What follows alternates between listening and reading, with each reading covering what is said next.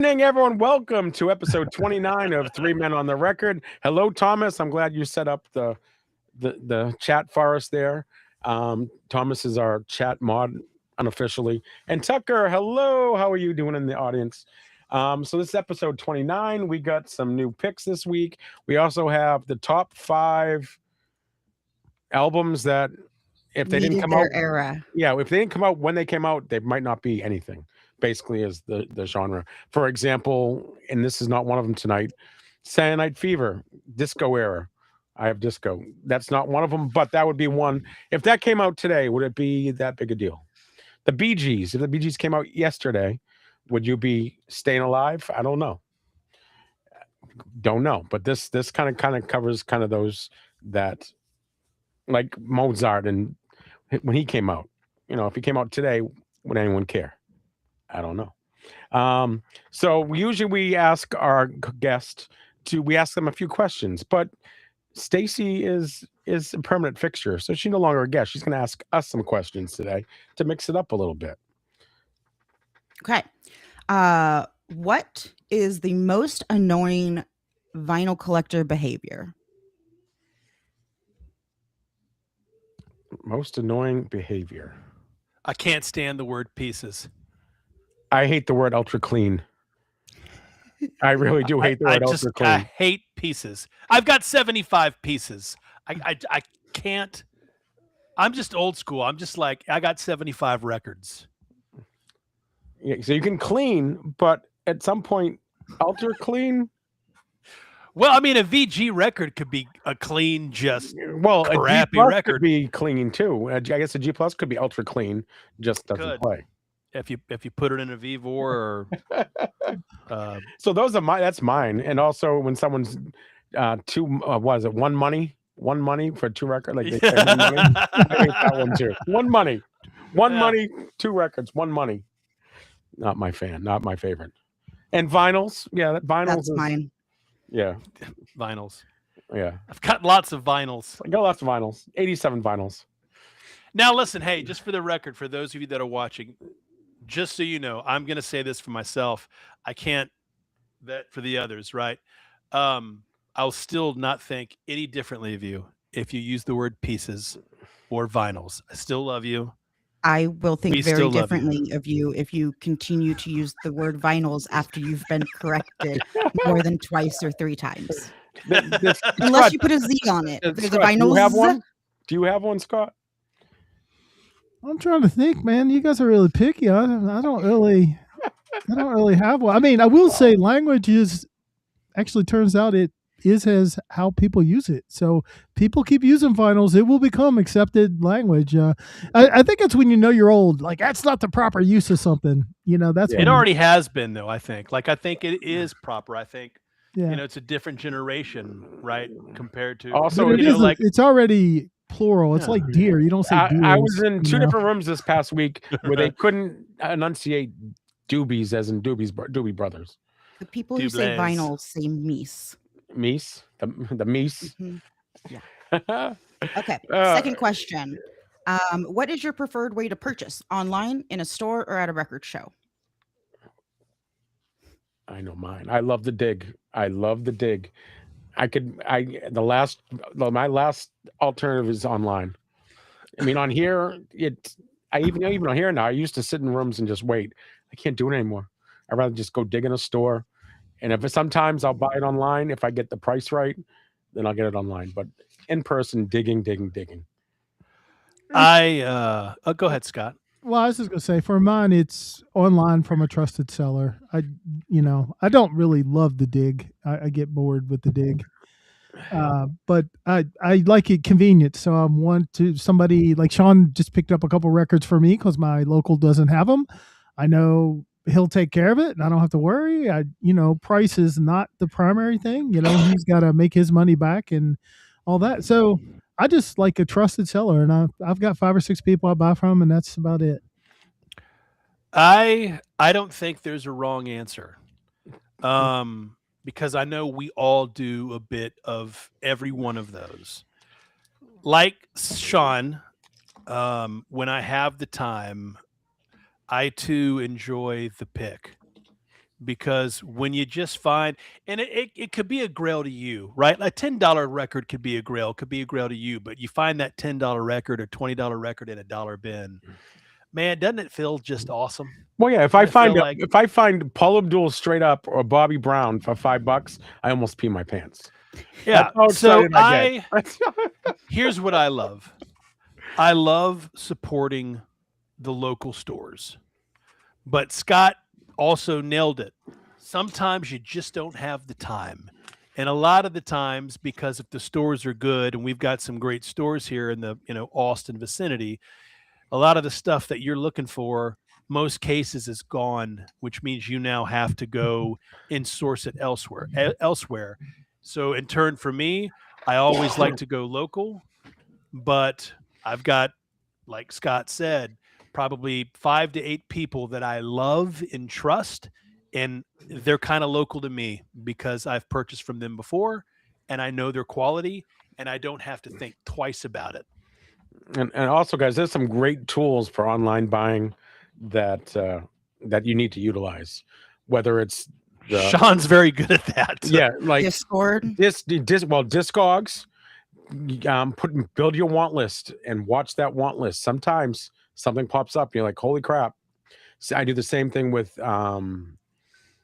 eBay. I have like 20 things that come up. I search every day, and sometimes I find priced amazing, and I'll pick it up. So utilize all those little tools you have.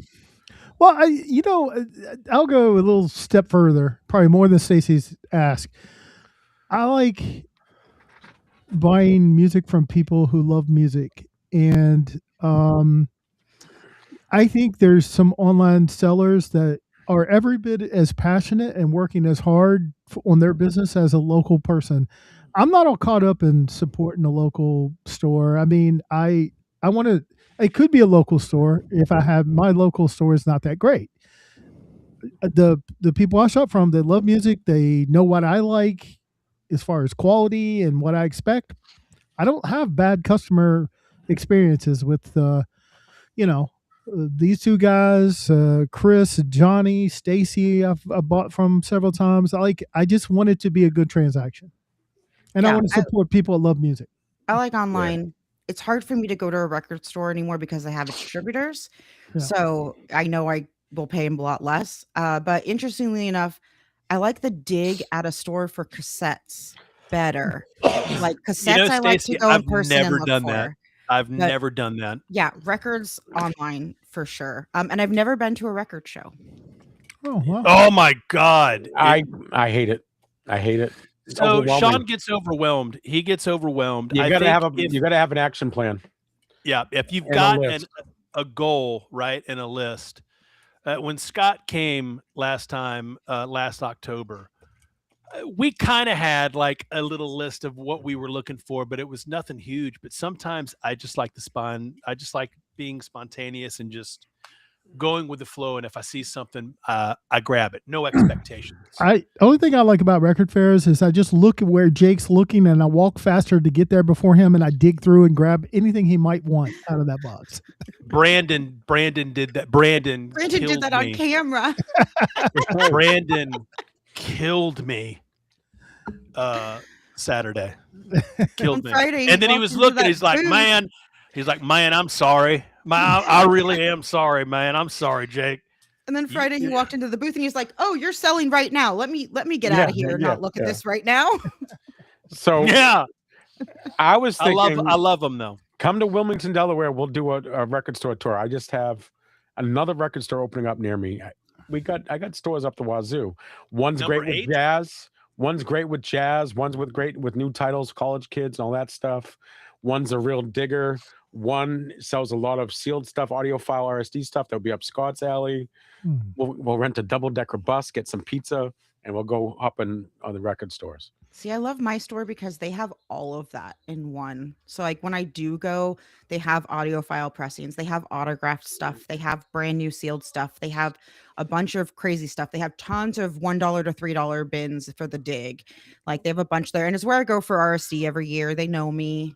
Like I love them. It's family owned. They're immigrants from Cuba, I believe. And I love their story. They teach kids how to play drums. They sell drums. It's just a really cool family. The wife is in a Black Sabbath cover band. She's the singer. Really? That's awesome. Yeah, they play on RSD every year. It's just really cool. I like it. We have another shop that's much more like corporate feeling. Don't like as much. And then there's like a coffee shop and record store, which is really cool because they have 2 turntables with headphones so you can listen to the records before you buy them. Nice. One more question? Sure. Okay, sure. This was my favorite question that I Delaware asked has paved roads. last week. What's one artist that you think people should give a second chance to? Or one artist that you gave a second chance to and then rediscovered?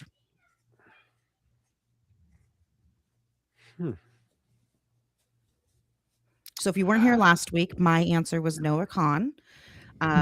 Very much did not like him at first. I had somebody send me a lot of songs by him. I kept about 5. The new album came out. I kept 6 off the new album. I watched the documentary, went back and re-listened to it all and found a very big new appreciation for his music after watching the documentary. I got one. Go ahead, Sean. Taylor Swift. Because she's Taylor Swift. I can't like that. No. I'm mad that I missed the record that those 7-inch single dropped today. Amazing looking picture disc. Awesome for the Toy Story with the Taylor Swift songs. It's Jesse's hat is one of them, and then the badge is another picture disc. So cool. And I did order the CD singles. And a die cut picture disc, that badge. Yeah, pretty cool. Well, I'm going to cheat. Uh-oh. And do 2 because I think they fall in the same category. Like whenever I look around and say somebody's talent and their output does not match their popularity to the degree it really should, that's the ones I'm like, man, how are people not?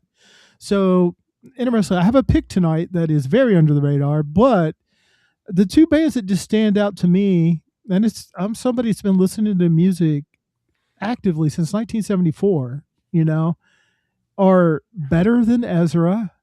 I just think they're brilliant. And Sister Hazel, those 2 groups are so good. And I think if more people who like that kind of music found them, they'd fall in love with them. They're 2 of my favorite bands, so that's the 2 I go with. Yeah. And one of my favorite bands, no one knows them.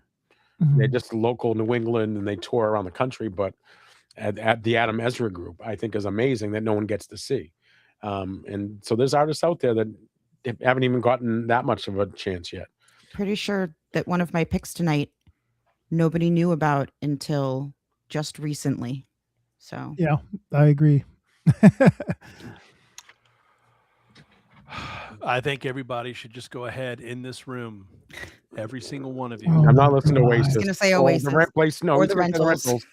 You need to go ahead right now and give Oasis and the Rentals another shot. I just put them on a boat and sent them off in the ocean by themselves. Do it and let the English see you do it. The Rentals aren't English. Yeah, they speak it. They aren't. All right, so I guess do it and let the English see you do it is a quote from Braveheart. Let's move right along past the Oasis and this is what our new picks for the week. And we'll start with Stacey, her new picks. Okay. I got an OG Bright Eyes Casadega. I got a repress of Linkin Park because I didn't have one on my shelf for some reason.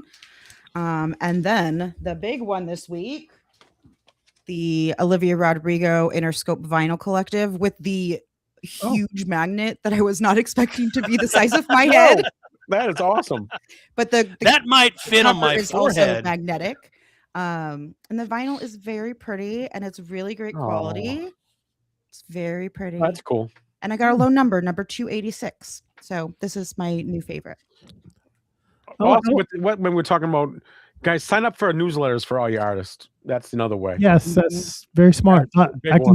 I can tell a story about how I almost missed something because I didn't do that. You miss autographed ones Discord and all that stuff. For 3 Men, there are many Discords for releases that you will get notified when things get restocked or released so you don't miss out. Yeah, so please in your Discord, guys, if you know something's coming out, get yours and post it immediately for us so we can get ours.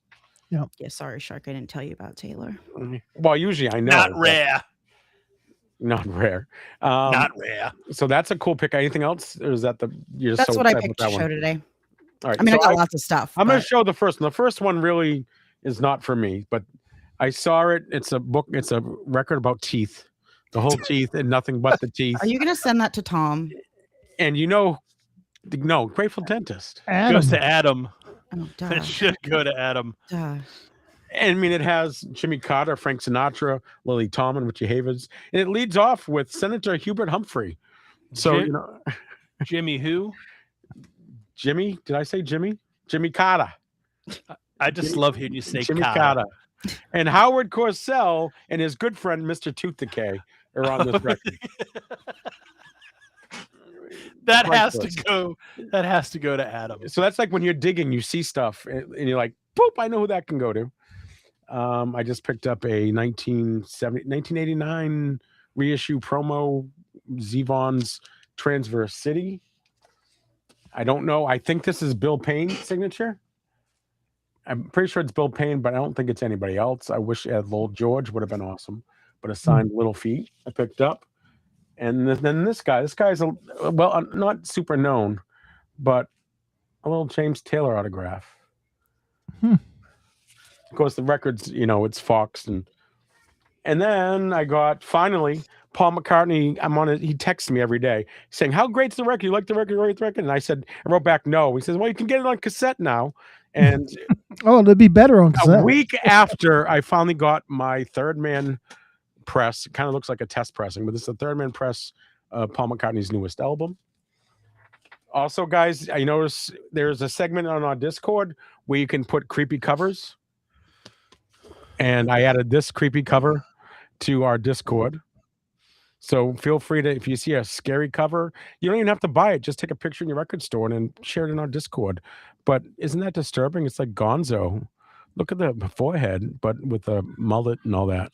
His forehead is nothing compared to mine. That Olivia Rodrigo magnet will fit on my forehead with room to spare. This is some kind of blues rock, but it's kind of creepy. I wish I had that hair. I forgot one. Scott wishes Go he ahead. had that Another hair. one? Go ahead. Yeah, I just wanted to show that RSD essential that I showed you guys. This is Gish. It's on a new press. Oh, look at that. Wow, That's that pretty is cool. fancy looking. Yeah. All right. And then I got a master sound from Cap City Pop. This is Marlene Deja Vu. And I only own 2 master sounds. And the other one is from Marlene also. So it was Deja Vu that I have 2 master sounds from Marlene. Then I picked up this amazing record. My wife is hooked on Leon Bridges. We picked this up from Stacey on her big show the other night, which I was really worried about her getting closer to the end. I'm like, it's time to cut it off. You're still open for business. don't sell it for $3. I was getting so worried. Fun. And I kept putting stuff in, trying to be the adult in the room, trying to, come on, kids, let's calm it down. But she had a lot of packing to do for that show. So that's my pickups for the week, guys, and tons of great stuff in the store. I wanted to kind of carry the unique record kind of phase on because I think on the phone. I might have been on the phone with Sean when I came across this. And anytime I get ready to go and take a vacation, I'm always like, man, I gotta shed some weight. That's always kind of my thing. I never have New Year's resolutions. It's always with trips. I'm like, I gotta take off 20 pounds. I'll make it work. But I came across a sealed copy of the Now Use the Magic of Push Button Self-Hypnosis to Shed Pound After Pound Without Pills, Drugs, or Starvation Diets. Nice. I'm thinking about giving it a go. That's about giving it a go. Come cruise. Thomas, that's a tough subject right now. So a subject. All right, so let's talk about some of my look. I kind of went crazy. There's a lot of stuff I grabbed, so I just grabbed a few. Just because one of my favorite albums of all time. But I want to get an audiophile press of that, so that would be a little Van Morrison Astral Weeks. Nice. And if you get one, you got to get the other. So little moon dance action. 2 phenomenal records. We did a little ultra high quality record. We got a little Trace Hombres, little ZZ Top. Oh, we got a new HQR. Yeah. We got another one. But wait, there's more. And wait. There's more. My favorite Hendrix record, which is Axis Bold as Love. And then lastly, a Find of Finds. A little White Stripes Elephant Action. No, I had thought that was sold out, but they are. They are. The other thing I got my hand on that I'm not getting rid of because the licensing expires at the end of the year is a record that Sean told me to get eons ago. And he was like, Jake, I know you're not a big jazz fan. You're not a big jazz guy, but if there was a record I would ask you to get.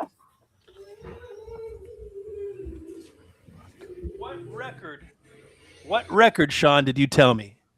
Tiny Tim? No. His second album? No. Steely Dan Asia? I don't know. You know. Oh, you got that. Yeah, did you get that from... That's the analog. I sold one to Scott. No, yeah, I regret it. So here's the thing. The licensing goes out on this at the end of the year. Not going to be doing this anymore. And this is a 33, not a 45 RPM. Nice. So if you've got one, keep it because it's going to be very, very expensive. So I will not open this copy. I will leave this as is probably for a while. And then I'll grab another copy from you. But those are some of my grabs. That's on my list of annoying things about vinyl collectors. People who only collect sealed records. Sealed. But eventually some of them I open. But, Well, that's just one of many things on a long list of annoying things that Jake does. So That's true. Okay, my new ones, I only have a couple. Well, I got to say thanks to Jake because I was talking to Wes on chat and I was looking for a record. I'm not going to say which record because it's not for me. It's for somebody else. And I was chatting with Wes and he said, yeah, they got it. So I told Jake, hey, you need to go by Wes's booth and pick this record up for me. And he did. So thank you, Jake. It came in. I'm not going to show it because like I said, it's a gift for somebody. You bet. I mean, all you really needed to do on it is it had a little bit of dust on it, but the shine on that bad boy is, it's so good. I put it through the vacuum and then the degritter. It is sparkly. It is a perfect copy. So like a baby's bum. All I know is I didn't know that Tony Bennett has a mobile fidelity till yesterday. I tried. It's on my watch list now, so I'm watching. I tried. Will Scott's got it. That might be a new arrival next week, Sean. Maybe. All right. So I'm gonna go with this one. Okay. When Johnny was on, he hosted a segment about records that need to be pressed on vinyl. This record has never been. This is Sheryl Crow, self-titled. They did an alternative cover and they called it a special edition. This is an unofficial. And kudos to Johnny because he let me know Pete. So I got this from Pure Nostalgia, who has the hookup on these unofficials. And it's kind of like a gray marbly. It's kind of cool looking. So this will do until they release the official. And that's my favorite Sheryl Crow record. So glad to have it. And the next one is connected to another person who's been on with us a few times, Josh. So Josh sends me a text. He goes, I got the Better and Ezra Closer record for you. I was like, Closer is on vinyl? He said, yeah, it just dropped today and it sold out. But I bought two. I bought one for you and me. Nice. And there it goes back to Sean's point. Somehow I have dropped off the notification list for Better and Ezra stuff. And so it didn't show up in my socials. And I did not know that this was getting released. And I would have been crying the blues and probably paying $100 for this record. So Josh, I love you. Thank you for remembering our joint Better and Ezra love and picking this up on vinyl for me. And it's so cool when you only live with a CD for most of your life to see it on a full cover. It's cool. So that's my two I'll highlight. I have one more I forgot. And this one, none of you guys know who this guy is, but this is Bill Wharton. He is known as the Sauce Boss. He plays in bars. He used to play in bars in Key West, and he right now. So basically, he's a blues singer. He is a much older gentleman than this now. And he sings, goes around the stage, climbs on the bar, playing guitar, and he cooks gumbo during the entire show. And at the end, you guys all get to get gumbo. So he's usually in the Florida area, but if you get to see him, he's going to be in PA and Virginia and Ohio in the next couple weeks, Philadelphia. Check him out. It's a fun little. You'll be amazed in the energy this guy has, and just the gumbo smells amazing. And he also does soup kitchens where he performs and makes gumbo for homeless people too. So the Sauce Boss, Bill Wharton, Jimmy sings about him in a song called "I Will Play for Gumbo," based off of this guy right here. He better not burn the roux. That's all I'm saying. He does. He knows what he's doing, and he sings about it while he's going.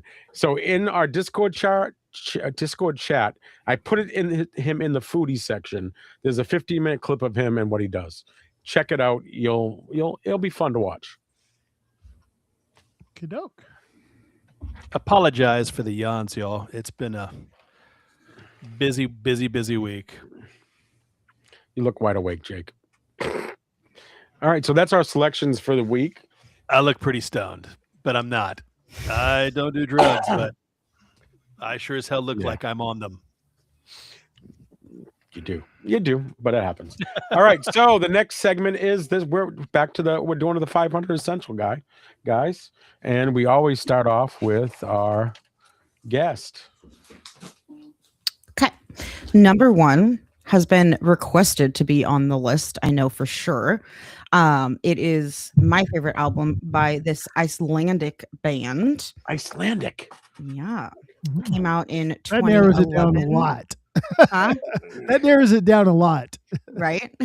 Came out 2011 and 2012. It is Of Monsters and Men. My Head is an Animal. I have it on a white and pink splatter.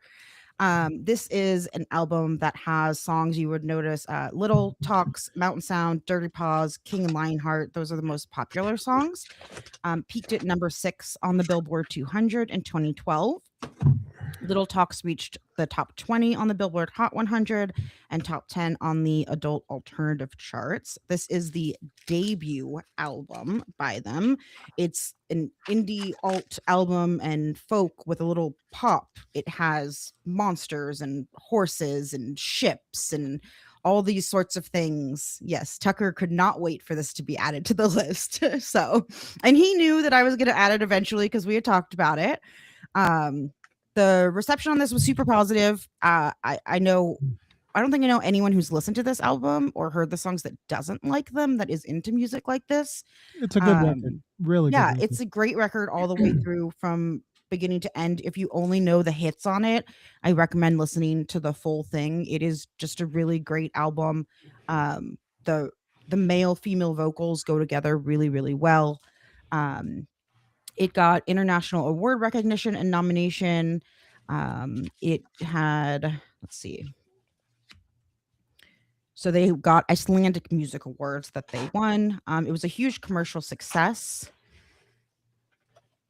Sugar Cubes don't know that one. Huge commercial success. It was the highest charting album ever by an Icelandic act at the time. It went platinum in the United States. Lots of critics loved the energy of it, the hooks, the storytelling.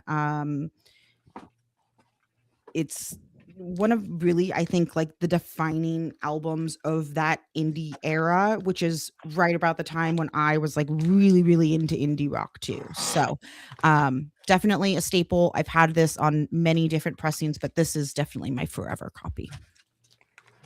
That's a very solid. Not only is it a good pick for the 500, it's a great one to. So not everybody maybe has listened to that record. You should listen to that record. That's a good record.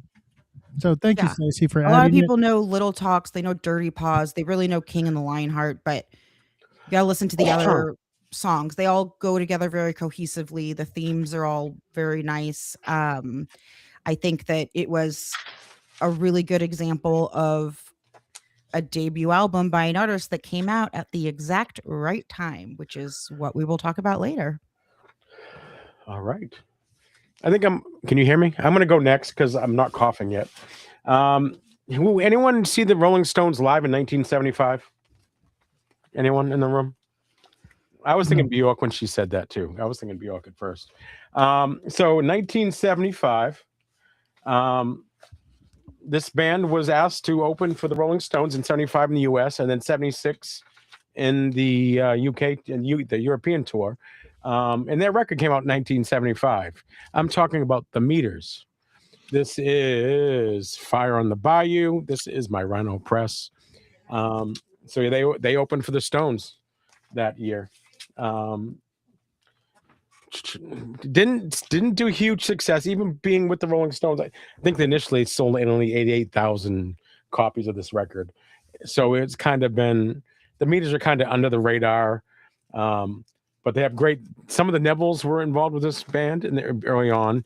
Alan Toussaint, they used to play with Alan Toussaint. Alan Toussaint, if you know, like I've been into the New Orleans sound, Alan Toussaint produced this record. And one of the members on here, I've had another one, it's called Leo Noncentelli. This guy is an amazing guitarist. At age 14, he was a guitarist for Otis Redding. Can you imagine being 14 years old and being asked to tour or perform with Otis Redding at age 14? Life changer. Crazy. So they're kind of considered one of the originators of funk. Of course, you know this guy as the main funk guy, but the Meters were also in that category and the originators of that. Let's see what else I wanted to add. Also, a cool thing about this too is I was reading on this is, so in 1975, Paul McCartney's Venus and Mars came out.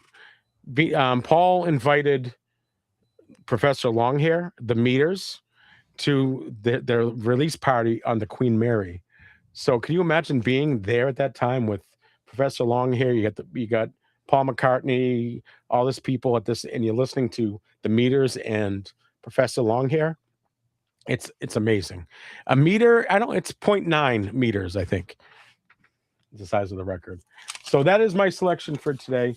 Give it a little listen, and I think especially if you like that funk, New Orleans jazz. And again, they are backing band for Robert Palmer, Alan Toussaint, and Dr. John, Lee Dorsey. So you've probably heard the Meters many times, just not realizing it. Unfortunately, they never became big enough to be always on their own. So they're always included in a lot of these great artists backing bands. So Look a Pie Pie. Look a Pie Pie is another great Meters record to listen to as well. They did back the Dr. John on a few albums. One of my favorite efforts is Desertively Bonnaroo. So if you don't have that record, Sean's pick is excellent. The Meters records are great, and they're great even on the albums that they back the artists. Going into my first record of the night. We'll start off with a little trivia. It'll be hard, but this particular record, there is one song on this album that really put them on the map, and this is on their second record. Okay, but this is one of the most licensed tracks in film and TV history. Okay, this particular song. It's been on movie soundtracks. It's been on Angus. It's been on Starship Troopers. It's been on Lord of War. It's been on Burlesque. It's been on The Breakup, Swept Away, End of Watch, and Chasing Mavericks, just to name several. Can you name one I've seen? I haven't seen any of those. Can you name one? Right. On TV, it's been on the Gilmore Girls, season 1, episode 9 to be exact. Yellow Jackets, heard in season 1, episode 8. You have Desperate Housewives, and then you've got other shows like American Horror Story, Virgin River, Riverdale, Dope Sick. This song is that good that it's played over and over and over and over again. You never get tired of it. When my wife hears it, she cries because it just takes her back. It's such an important album. And the album in reference is their second record, believe it or not. And it was released June 24th, 1993. And that is Mazzy Star, So Tonight That I Might See. And the song that I am referencing off of that is the one we all know. Stacey, you know. Why don't you say the song for me, please? I don't think I know the actual title of the song. You don't?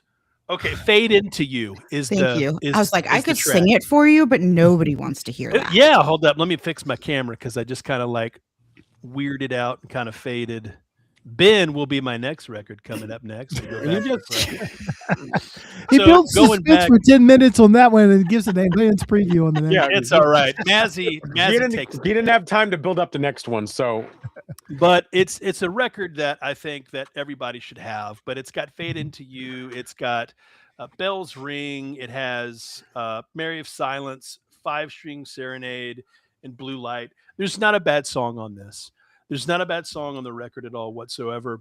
I didn't really get into them until probably like my senior year of high school. But Hope Sandoval is a very, very, very private individual. She did very little interviews.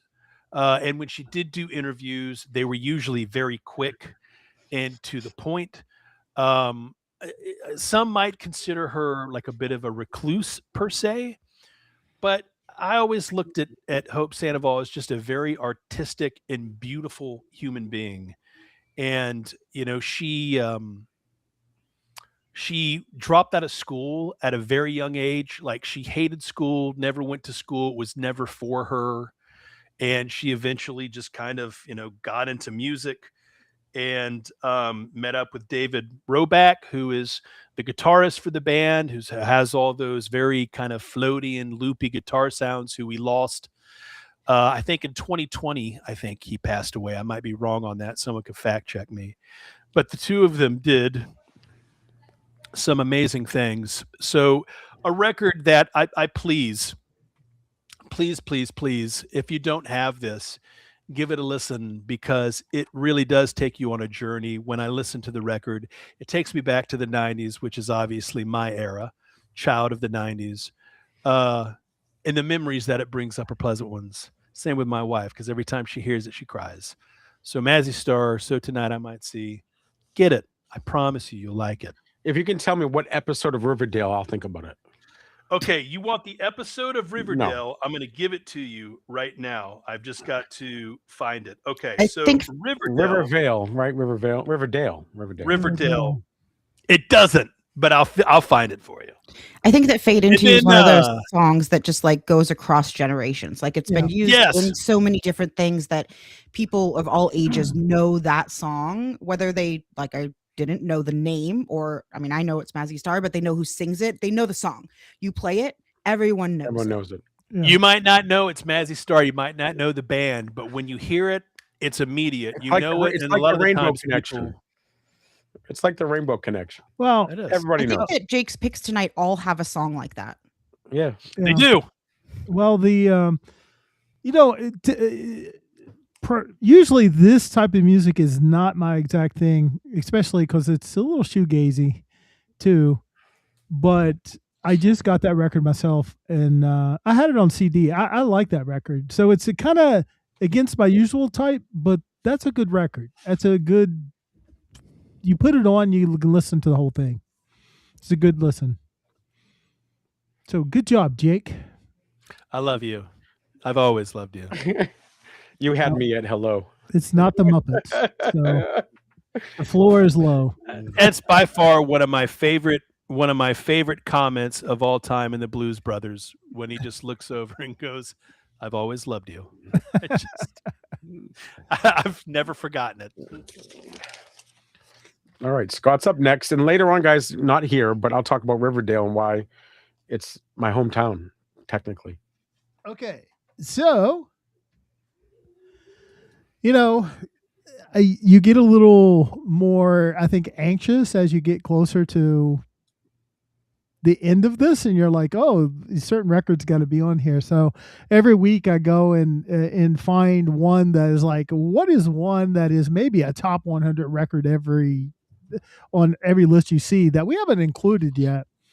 And I was really shocked. Sometimes I'm surprised by what we haven't put on the list, but we only get 12 a week. So this week I thought this is the most deserving of albums people consider to be masterpieces that is not on there. And this is Funkadelic, Maggot Brain.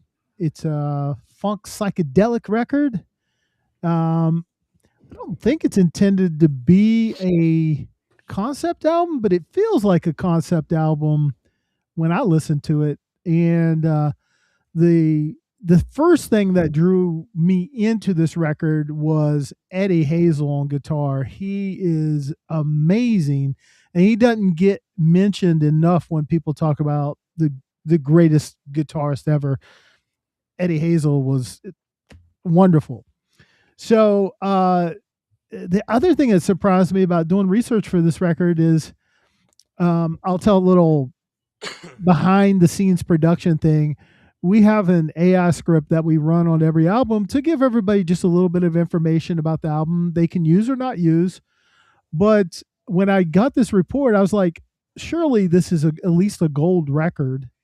And so I double checked, because sometimes the report is wrong. We found times when the report was wrong, and it hasn't. This has not been even certified gold in the US. And I thought, wow, I thought a lot of people had this record. So with that, I'm saying, if you're a record collector, even if, P-Funk isn't your thing, this is a really solid record. Rock fans will like this record.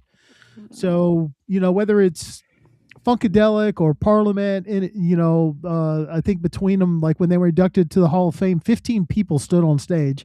It's kind of a rotating cast. There's been a lot of people come and go out of those two bands, but they're both led by George Clinton. And I don't know how he knows which band name to use for what project, but the common part is George Clinton as the leader of the band. So check it out.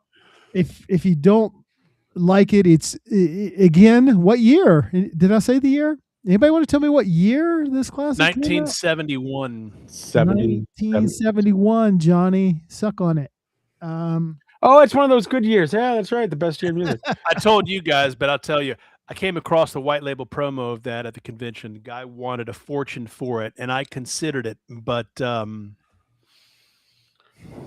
didn't pull the trigger. It's besides Pink Floyd and maybe Taylor Swift, that's the most requested album I see on Whatnot.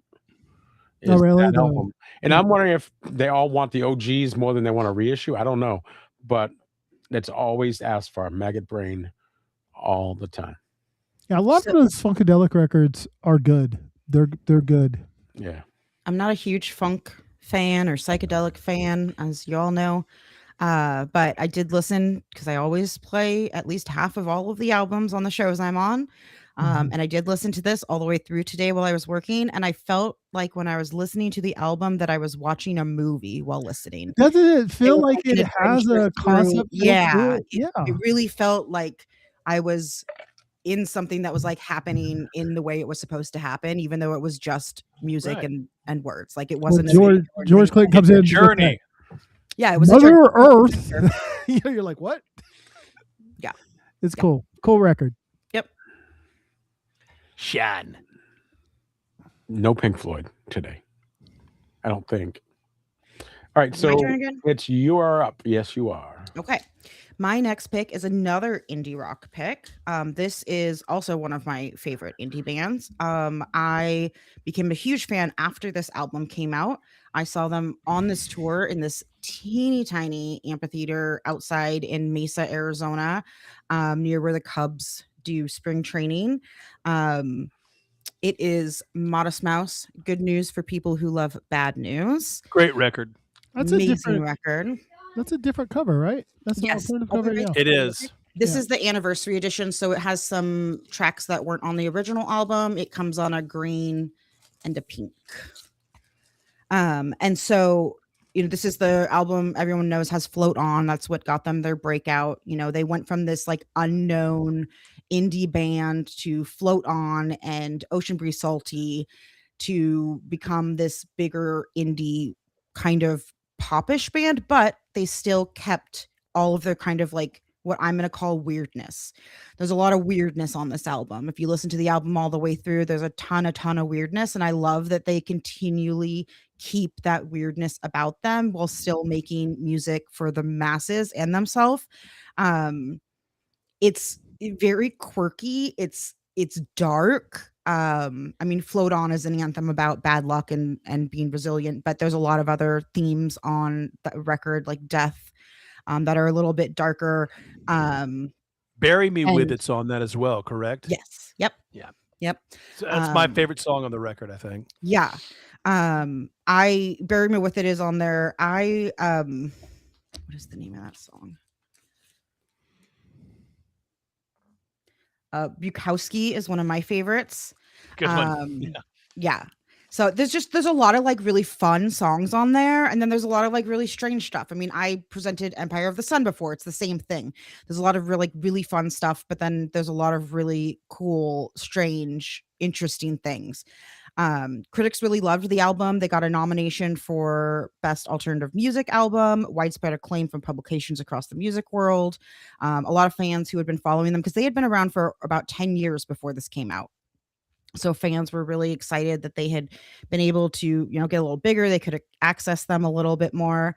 I did find out in doing research that this album is the only album on Modest Mouse that the drummer, Jeremiah Green, temporarily left the band.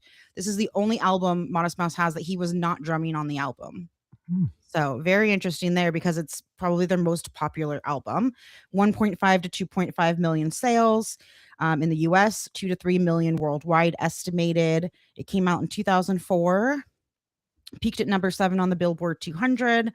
Float On reached top 10 on alternative charts, and it's still around. I mean, Float On is a recognizable song today. Most people will know it. Everybody can hear. I backed my car into a cop car the other day, and you're like, I know that song. I know exactly where this is going and who that is. So yeah, another little indie pick for you guys. That's a good record. Great pick. I have just the regular issue though, not the fancy alternative. It's worth it for the extra songs, I'll say. Volume, I think you're muted. All right, that was the anti-cough mute. My next record came out in 2002, and by 2015 it had sold over 12 million copies. Super pop, I guess you guys wanted to call it. We were listening to it yesterday. There's so many great songs on here, including, I just had it in front of me, Sunday Morning was one of them. I know that. Harder to Breathe, This Love, She Will Be Loved. And that album is Maroon 5's Songs About Jane. Great album. I love this. I love Sunday Morning. You guys know how I love Sunday mornings anyways. But this is not usually what I kind of pick, but it is just a great album. It's a great listen throughout. And I suggest everyone pick this up. It didn't have any number one hits, but they had 5 hits that were really up there, but never reached number one. But a lot of them were up there. But again, sold like 12 million copies. So it's a good record. If you're selling 12 million records, you're doing something right. Yeah, exactly. Anyone know what the name of the band was before this? Maroon 4. Maroon 4. No, Kara's Flowers before this one. Of course, Clive Davis is involved in getting them signed, and Clive Davis is in everything. But I just buy it. Just listen to it, and I think you should definitely listen to it. Made in the Netherlands, too. Well, my second record is no surprise. No, please. Because we saw it. But I got into Ben Folds in college, which is when this album came out. It came out in June of '97. Their best work, his best work, if you want my honest opinion, and that would be Ben Folds 5, Whatever and Ever Amen. Sold modestly, y'all. I did about 1 million records in the U.S. I think worldwide probably did about 1.5 to 2 million. And again, Stacey nailed it. Kind of the theme on these records that I picked were like songs that people listen to, that you've heard it a ton of times. It has also been played on a lot of movies and TV shows. And on this album, it has the song Brick. Now, the song I love Song for the Dump. But if you were really into piano pop driven rock, Ben Folds, like, he came out of nowhere. Never heard of him. Went to my buddy's house right after rehearsals, and he was like, "Dude, you got to check out this new guy. We just been jamming out to him." Put the cassette tape in. I was like, "Who is this dude? Never heard of him. Who the hell is Ben Folds?" And this was my record for the summer of '97, going into '98. Brick reached top 20 on the Billboard Hot 100, adult top 40. Huge alternative hit. I mean, it played on the radio a ton, but a lot of my favorite songs. Brick's not my favorite song on the record. I think the song's aight, but I love Song for the Dump and some of the others. But sometimes the big hits are always maybe the one that, didn't grab your attention. I think Song for the Dump, for whatever reason, it makes sense because my high school girlfriend that I dated my junior and senior year, right as I got into college, I got dumped. So that song really meant a lot. And even the lyrics per se kind of hit hard. So my second record of the night, Ben Folds 5, Whatever and Ever, Amen, buy it. Was the girl's name Winnie Cooper? Was her name Winnie Cooper? On the Wonder Years? Yeah, I liked Winnie. Jake, I have a question for you. Yes. It's a great choice. It's a great record. For some reason, I always think of Ben Folds as Elvis Costello's son. I mean, it's like if Elvis Costello had a musician's son, they would produce Ben Folds' music. Hey, it's interesting because, what's cool about the record, and I think what I kind of made me gravitate towards it is, number one, as a 20-year-old kid, the piano music I was accustomed to listening to, it was what we all listened to, is Billy Joel and Elton John, right? I would say that really, and if you're into classical music, that's awesome. I really never was. I appreciate the music, but was never a huge classical fan. But Billy Joel and Elton John were like the piano guys. Ben Folds was kind of that alternative piano punk kind of alt rock. And it was something new, something different, something more like kids of the 90s, right? Something kind of more for us. So, piano rock, piano pop that just kind of got a facelift. And I really like his way of writing. I like the lyrics. The music is excellent. He's not a bad singer. Ben Folds 5 and both 5 for Fighting. Everybody is they come up in the era they come up, right? So whatever is popular at that time gets wrapped around their primary sound. And I think both those artists, 5 for Fighting and Ben Folds, the alternative part is really coming about because of when they debuted, So, it's just straight ahead power pop is really what those records are, Yep. I was about 15, 16 when that came out. So prime teenage female angst years. And I cried many, many hours to that album. I don't think I would have ever listened to it if there was no Brick, though. Brick was definitely the song to get you. Yes. I was like, what is this song? Who is this singing? What is this interesting voice? Because it's not a great voice on Brick, but it's very interesting. And nope, you hear him, it's him. Exactly. And so that really pulled me in. And it's stuck with me to this day. So definitely a great choice. And he's touring right now. It's Ben Folds and a piano tour. He's touring right now. And I've seen him live. I think my wife's saying it was for Billy Joel, but I think it was for Bruce Springsteen. We saw Ben Folds 5 open up for Springsteen. So I've seen him. Bruce never has an opener. His shows with then it was. I love it. Sally's just like, stop it. Then it was Taylor Billy Joel. Swift's show was 3.5 hours long, and she had 2 openers on some shows. So it's crazy. You know who opened up for the Who's 50th anniversary, and I effing loved it. She was amazing. No, Joan Jett, and she kicked ass. Man, she's just rock and roll through and through, man. She's as old as they are too. She put on an unbelievable show. I mean, she came out and had the crowd going. She's still touring. Who is it, All right, Sean? Scotty. Is it it me? Scotty? Yeah, it is your turn, Scott. Scotty. Okay, so I know Joe Williamson will get around to watching this episode if he's not in here live. He's probably in bed. It's kind of late for Joe. But I did want to get this record in here because Jake had already put one record by this band in the top 500. We're going to put he put the one with the guitars and the keyboards. I'm going to put the one with just the guitars. And that is Tres Hombres, ZZ Top. Let's go. Shootout time. We got the Rhino Hi-Fi cut by Kevin Gray versus the UHQR. So David heard it and he's like, it's unbelievable. I bet it. Well, it's already. That's the thing about. I would say that, my opinion, like Eliminator sounds good, but it doesn't make me go like, my gosh, this record was recorded beautifully. But Tres Hombres and Tejas, those two ZZ Top records, man, they were recorded well. They sound really good.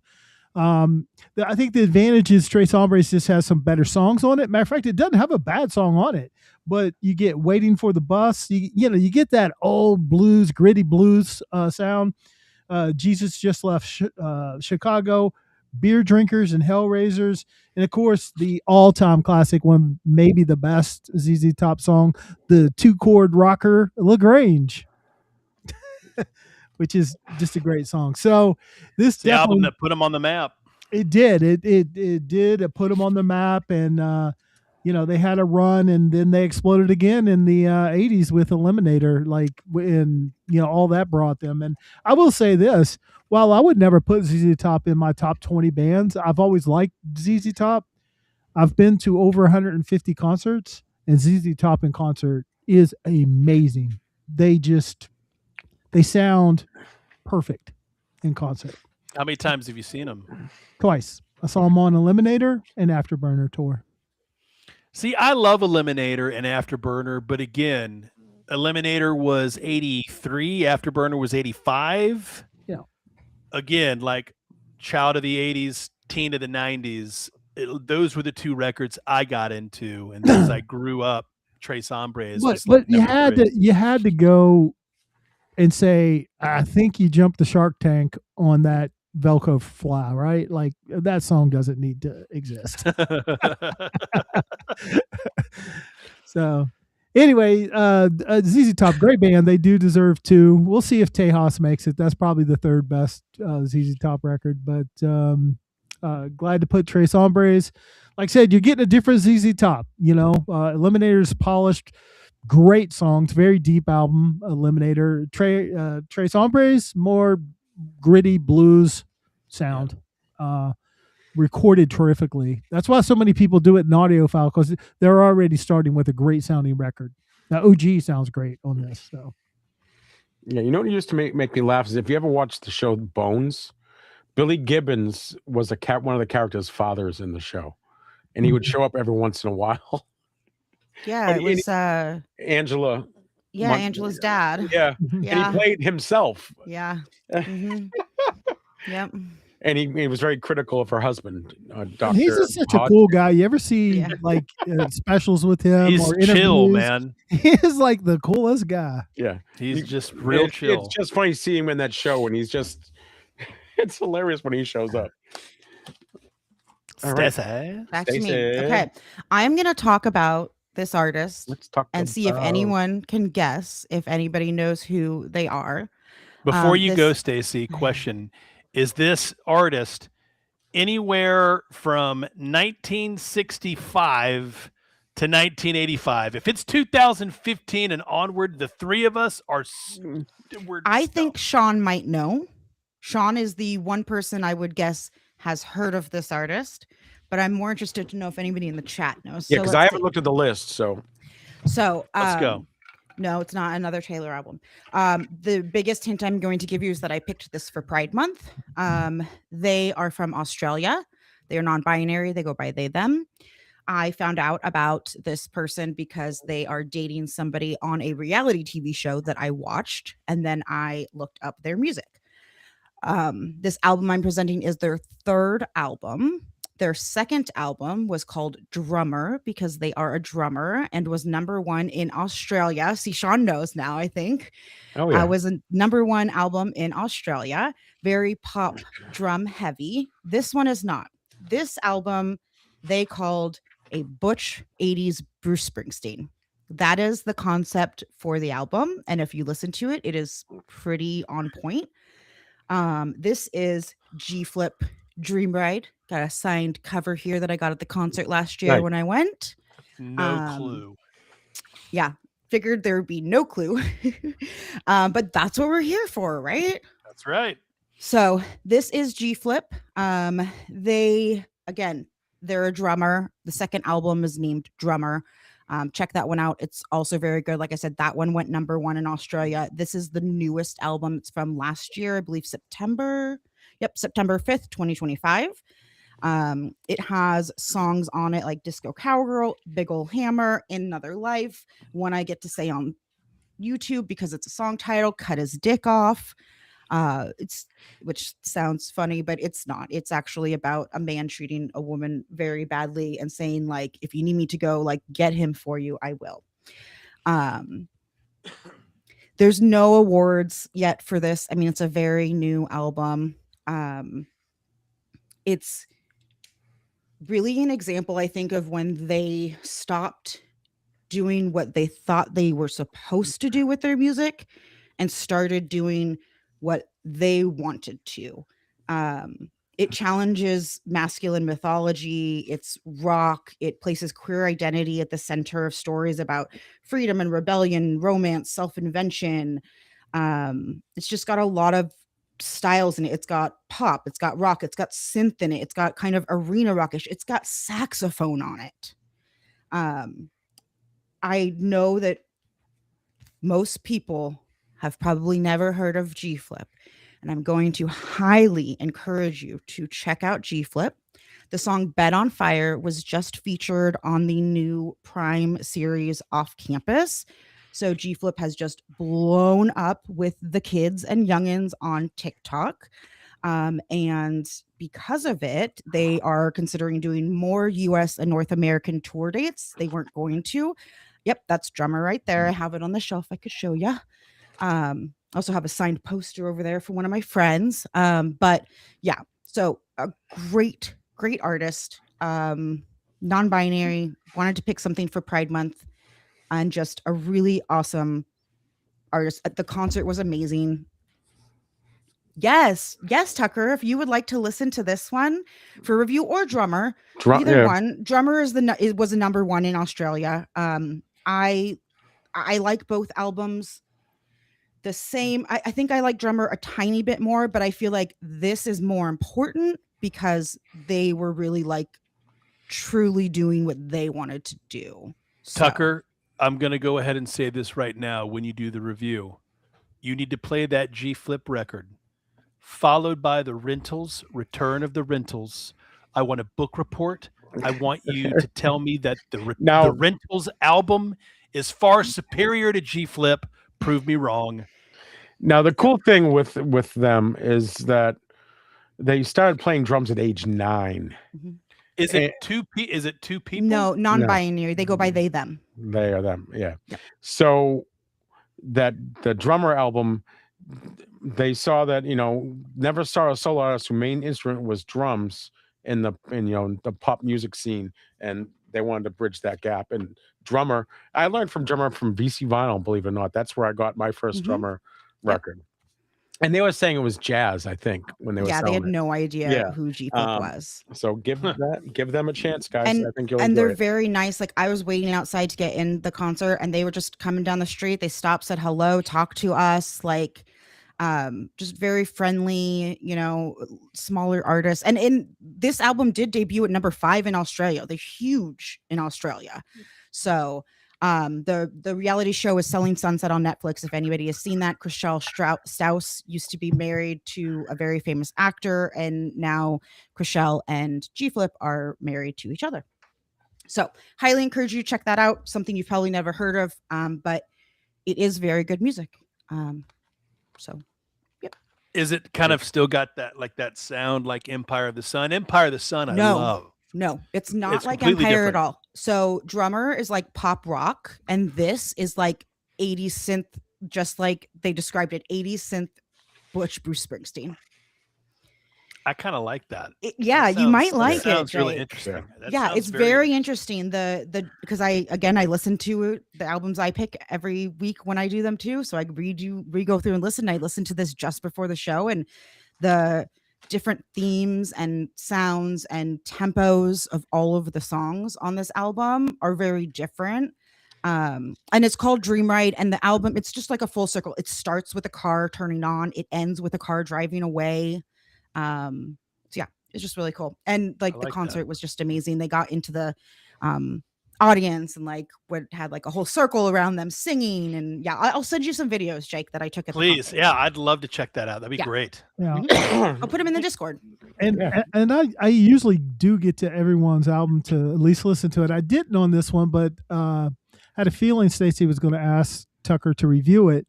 So what I will do, I will let Tucker post his review, and I will post what will be a much shorter review.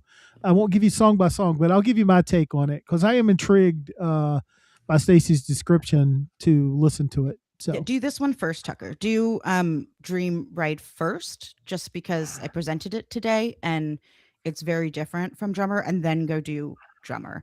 And on Drummer, Worst Person Alive is one of my favorite songs, like of all songs. It's probably, if I had to pick like a top 20, Worst Person Alive is in my top 20 songs. All right. So my next one, Thomas, you still here? Pay attention, Thomas. This one's for you. He's too busy listening to Astral Weeks. This one's live at Hollywood Bowl. This artist had 6 top 10 finishes in the NASCAR Grand Nationals, raced over 35 times in that series. Let's see. He died a month after his last race too, which was pretty cool to know. Also was credited with saving someone's life because he hit the wall. He took the wall instead of T-boning another racer. One of his first race, they were gonna give him the Rookie of the Race award, and he said no, because he would finish 15 miles an hour faster than his qualifying rounds. And he refused it because he messed around with the carburetor and made it illegal, but he wanted to see how it was to go faster. So he said, no, I don't want to win that award. And you guys all know him as, this is what helped him do his racing career. We're talking about Marty Robbins. This is Gunfighter, Ballads, and Trail Song. It is a phenomenal record. It is one of those. It is one of those ones that you definitely, the whole record tells a story. We know most of the songs. It's even in video games. It's in Fallout, New Vegas. It's Big Iron is the song that's in that series. So he's even in video games. El Paso is a great song, but it's just a great listen. I mean, when I go digging in record stores, I'm always looking for this record. I'm looking for that beautiful Columbia 6i. I am looking for a nice OG. Today, I came across a 2i and then the sequel to this 6i. It crossed over. It was one of those crossovers. It was in the pop charts, and it was also in the country. And back then, it was country and Western charts. Is that one on Pink? This is on, what do they call it? Well, yeah, it's on a pink. It's pink more than it is red. It should be chartreuse because that was his famous car color. Yeah. So, guys, give it a listen. You'll find them beat up everywhere. But they made, God, how many of these were made? It's just crazy. It's funny. Back then in 1960, it peaked at number 6 on top stereo LPs. So there was a genre broken out from mono to stereo LPs. Yeah. So yeah, it's a classic. You know, sometimes you can go outside, you know, your top 2 or 3 genres and just say you can just appreciate a record for what it is. And it's a story through. It's this amazing. It's just, it plays well together. It's like we were talking about Tony Bennett, you know, I Left My Heart in San Francisco. Like, I think anybody can appreciate that album. It's same thing with the Marty Robbins. It's just it's very good. You have to Sean, appreciate how good it is. What I wanted to show you what a 1959 original 6-eye. Look how beautiful that is. Of Marty Robbins looks like. You don't need it. You don't listen to that. Send it my way. I listened to it. I'll trade you. This is a pretty color. You like colors, pretty color. Look at the pretty color. Let's trade. This is a 1959 original stereo press. Oh, God. Look at that thing. Nice. That's the thing I've been looking for, digging and finding. I can't find that in the wild in good condition. Hey, Sean, guess what? You know how I found it? You have two. Did you get it from me? No, I found it. You get it from me? I found it picking like Sean. I went in and picked one day, and there it was. I didn't hesitate. I didn't look at it. I just grabbed it with other records. I opened it up. I mean, I opened it and just saw the 6-eye. I'm like, this is OG, and I put it up. I paid $1 for it. Holy cow! Yeah, that's awesome. Like I was in a record store today, and they had the sequel. They had a 3-eye and a 2-eye, and I'm talking to myself, and the guy's working on his shelves. What'd you say? Oh, I just said this was a 3-eye, and that was some people care, some people don't. Like I care. I want the 6-eye. I don't want. It's probably one of the best finds that I have found just going out and picking. It's pure luck, man. And it was a random time when I went. Like had I gone any other time, there's no way in hell I wouldn't have gotten it. Someone would have found it. Someone would have grabbed it. Little trivia question. Do you know what Johnny Cash, who Johnny Cash said had the best voice in country music? Tiny Tim. Marty Robbins. A lot of albums. And also he was stationed in World War II, I think in the islands. And to kill time, he learned how to play guitar. And that's how he started. It worked out pretty well for him. Mm-hmm. Pretty cool. So third record going in for me, right? It's kind of continuing that theme of songs that we've heard on movies, TV shows. I'll try not to get emotional because this is one of those records, like my musical journey, a lot of it came from my brother, who I lost, unfortunately, a few years ago to, drug addiction. And, he'd been out of jail for 20 years. But the one thing that my brother and I bonded with is we bonded by music. And my brother was 3.5 years older than me. And he could have been, we fought a lot as brothers do. But for one reason, I can't explain it. Music, for whatever reason, is it was just a mutual bond that we shared. And there would just be times, because my room, we had a split level house. So when you open the front door, you'd go downstairs, and downstairs was kind of the living room, little game room set up. And my brother and I had our bedrooms downstairs, and then upstairs were my parents' rooms. So we had the whole downstairs to ourselves, and we could play music loud, and our parents wouldn't hear it. And my brother, anytime he heard something that I guess blew his mind, he would come to my room and knock on my door or open the door and be like, you need to get up right now. Stop what you're doing. You need to come in here and listen to this album. It's amazing. And I would just get up. I mean, it gives me chills still. I would get up and I would go in his room. Sorry if I cry. I don't mean to, but I would sit down and he would play it.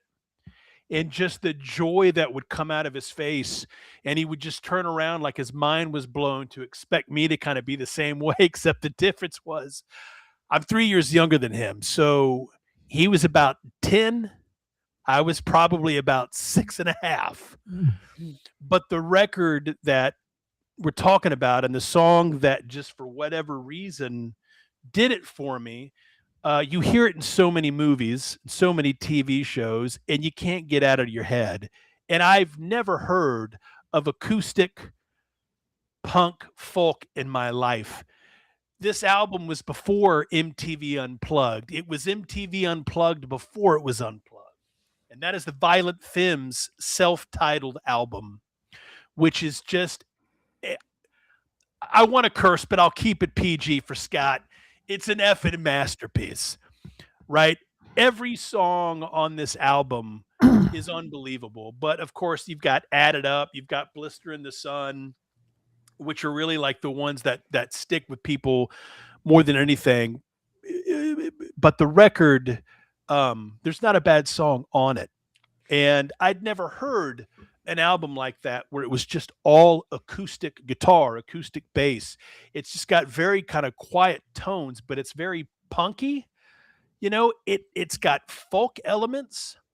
And as a 7-year-old kid, you know, it got me.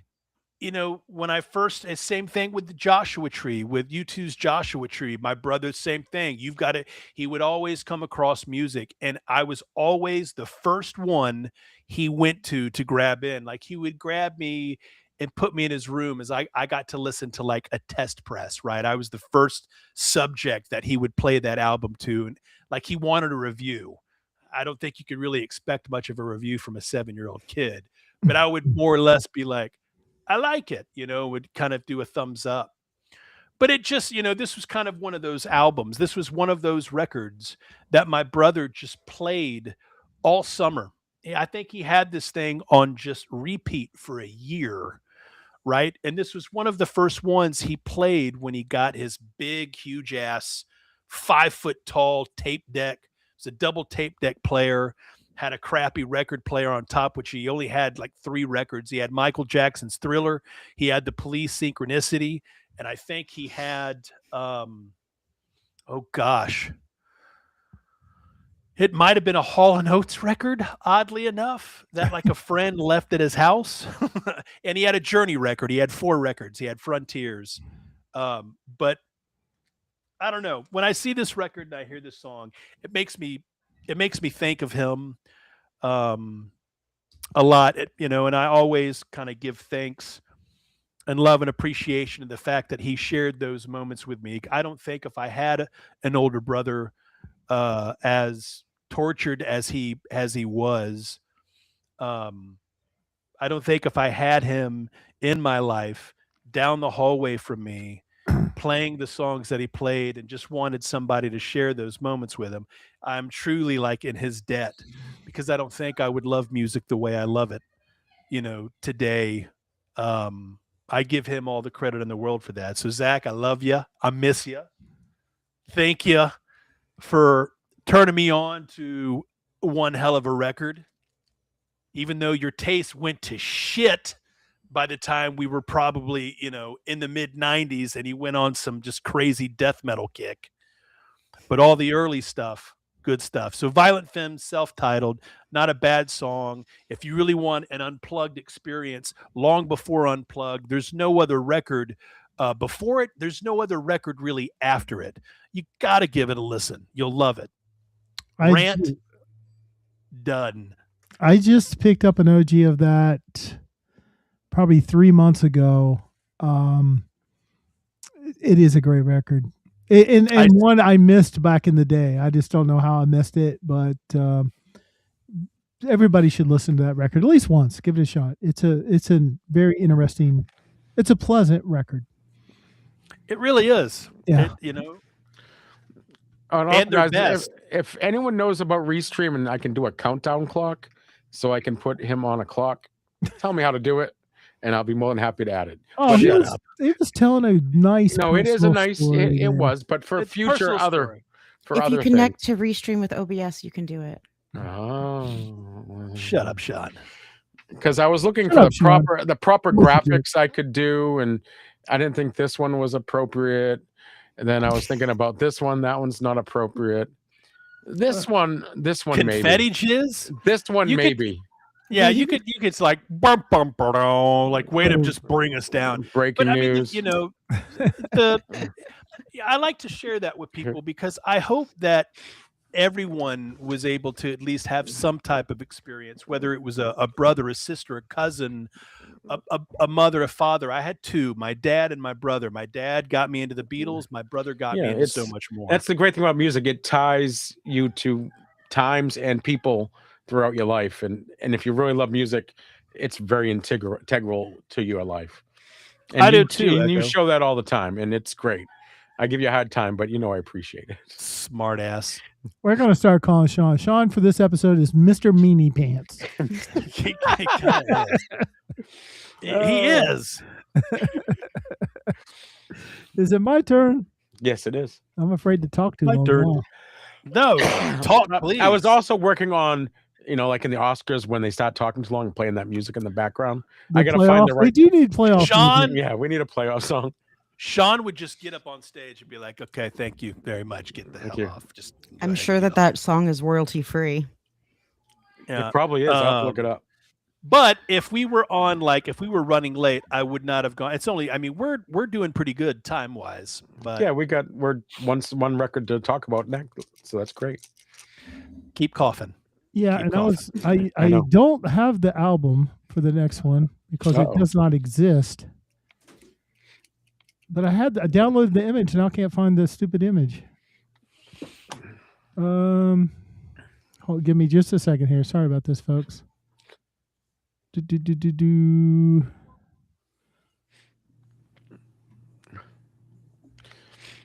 right, Sean, I'm just going to message you. Maybe you can find it while I'm talking. All right. I don't know where it downloaded on my computer, but not a place I can find it. Anyway, so my last album of the night is another one of these albums that to me it's a top 100 album. I just love the record, but it is definitely, from a sales standpoint and how well it's known, probably the least known record to be put on the list.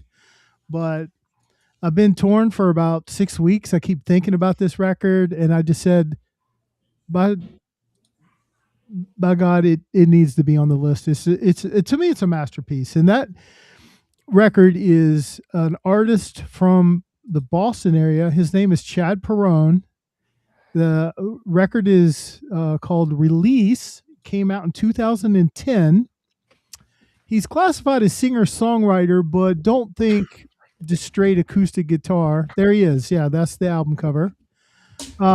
He is in the singer-songwriter category, but he does have some acoustic stuff, but there's some rock there too. He's got some rockin' songs. And with this record, the other thing that I always have a lot of respect, there's a couple things about this record I respect that really trigger me. One, anytime somebody has a really emotional breakup and they dump that into an album, I'm in, because personally, I'm not that open of a person. I just find it amazing that somebody can go through that and how hurtful that was and then regurgitate it in the studio or writing songs you're going to have to sing probably for the rest of your career. So there's just a ton of respect that comes from this. And this is one of the best heartbreak records ever written. And the other thing that sucks me in is I think of some of musicians, they're modern day poets and what they can do with lyrics. And to me, Chad Perrone is a top 10 lyric person. He is just gifted with how he can tell you something very common in an uncommon way. And it makes you just say, wow, how did he think of that? So if you like lyrics, you're going to like Chad Perrone. And I want to thank a couple of people because I knew nobody would know this record. So I reached out to Tucker, gave him advance notice that I was going to do it. So his review is coming for the record very soon. As soon as the show's over, he's going to post it. And Stacey was kind enough to listen to some of it. But I think the song, let's talk about Motionless first. That's kind of a rocker. It's up tempo, and I'll give you just a little taste of the lyric. Can you look past this hole in my chest? The doctor said it was all for the best. And up tempo, but makes you cry. It is heartbreaking, describing what he is feeling. And then there's a song that me and my wife we can hardly listen to it because we think it's so sad. Under Different Circumstances, and it's basically watching somebody with somebody else and them and just saying, I hope they make you feel like I would make you feel. I hope they treat you the way I would treat you. And it's just a really touching song. But I think every song on this record is about heartbreak and heartache. It's a common reality that we've all dealt with in life, right? We've all gone through it. Yeah, this was a lyric I wrote down, sent to Scott, that I really liked. It was, "You could have anything or anyone, but nothing could be further from the truth. You could have anything you'd ever want. Who told that myth to you?" Which is like so real. Yeah. Because when we're children, we get told you can have anything you want in the world. You can do anything you want in the world. But while that's a great sentiment, it's not always that way. I'm super glad that Scott sent this to me. I know that at least for myself, like, this album hit me pretty deep with my marriage that ended. Like, I think I cried 3 times listening to this album. If you've ever been in a relationship with somebody who maybe was a little controlling or narcissistic, or you made the wrong choices while you were in that relationship or lost a little bit of yourself, there's some stuff on here that will hit you a little deep and personal. So it's a great listen. It's very cathartic. Yeah, well, thank you. At times I wondered, is it something that's just hit me that way? But I have shared this record with a few people, my wife and daughter specifically, and they love this record. And sometimes he's got a terrific upper range voice. It's and it's just it is kind of a buzzkill, but it is to me it's an important record. And if you listen to it, I don't know who wouldn't say, wow, that is spectacular songwriting, and respect the fact that not often you got it with Springsteen, Tunnel of Love. You got it with the Carly Pearce record, 29, Written in Stone. You got a little bit with Casey Musgraves with her record, where you know what these songs are about. They're so personal. So, give it a listen. I will say that my wife, she said she made that comment to me. And I actually am Facebook friends with Chad Perrone, and I was trying to figure out whether he's going to play a full band concert, because I'm a full band concert guy, not an acoustic guy. And so he wrote me back, and in the message I had said, and by the way, my wife is really worried about you. These songs are so, and he wrote back, he was very kind. He goes, "I tell your wife I'm in a much better spot now." And so that was good. And I'll just say that I looked, and I don't think I'd messaged Chad in 12 years. So, but I did write him a message and told him we are adding his albums. And his response was funny. He goes, "Oh, I'm so honored." I'm like, "Dude, you don't know us. It's nothing to be honored with." Yeah. No one knows. All 12, 15 of us, Yeah, the 140 people that'll probably watch this episode. But if I create 10 more Chad Perrone fans, that would be great. And Chad just does it on the weekend now. He's actually an underwriter for an asset management company. So he went on to, it didn't work out. He went on to another life, but I think he has like 5-6 solo records. He was in a band called Avery. I saw he does like live streams Fridays on Facebook sometimes. Oh, he had this great series during COVID lockdown. Sunday afternoons, he would come on and just acoustic guitar, play songs. It was, I tuned in many times. So, Quit You, somebody, you'll be over me and you'll learn to love again, and I'll regret missed opportunities when I have to call you. Misses Him. Yeah, and that's a duet too, and that's beautiful. It was beautiful, that duet. And I will say, and you can send him this message if you want, but the only other album since my divorce that has made me that emotional is TTPD by Taylor. There were certain songs on there that hit really, really hard, and there were certain songs on this album that hit just as hard. Yeah, I'll close out. I know I'm talking about a record nobody knows, but I feel passionate about the record. And the song Stacey referenced is called "Anything or Anyone," and it starts out with, "This is my Bailey's savings and loan. This is my bloody lip. This is my drafty home." So think about That's awesome reference. That's Wonderful Life. And he puts you right, like, oh, should be a happy story, but it's not going to be a happy story, and goes on from there. Yeah, just the guy is gifted, and so Chad, if you ever watch this, thank you for that music. I continue to listen to it to this day, and I do not have a CD, but that was the last time I chatted with him. I had bought a CD, and he wrote me back and said, "Oh, I thought I had some in the garage. I don't have any. Chad, please print some more CDs. Do a GoFundMe or something to do a vinyl release." Well, some on here. This record needs to be in more people's hands. Three Men on the Record exclusive. There you go. Yeah, we'll do a label. We'll put Chad out. Yeah. Now I grade songs or breakup songs stuff like with out of 0 out of 5 Rios, meaning REO Speedwagon. So so that's like a 6 on the REO Speedwagon scale. Out of 5, it's a 6. As from what I can hear from you guys. Yeah. Yes, it's although. Has REO Speedwagon ever made you cry while listening to it? Well, Higher Fidelity is a song. Yeah, it's sad. I can't fight this feeling any longer. Yeah. Now, but remember, I got a quote for you guys says, "You can't always get what you want, but if you try sometimes, well, you might find you get what you need." All right, guys. So happiness, smile. Woo! Listen, Sean, Scott was thanking people. He went straight to the thank yous. Thank you. And you're cutting me off. He's having an Oscar speech and a great one at that. Great, awesome pick. Even you telling the story makes me want to listen to the record. Even Stacey coming in, Tucker coming in.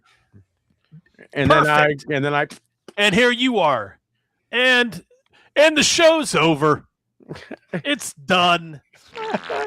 Well, I appreciate Tucker, and I haven't read Tucker's review, but I think he did like it. And I know I was chatting with Stacey this week, and she liked it. And I just had to get the sample size a little larger because I'm bringing a pretty obscure person here. And, the few people I've shared it with, they love it, and they would name it as one of their favorite albums.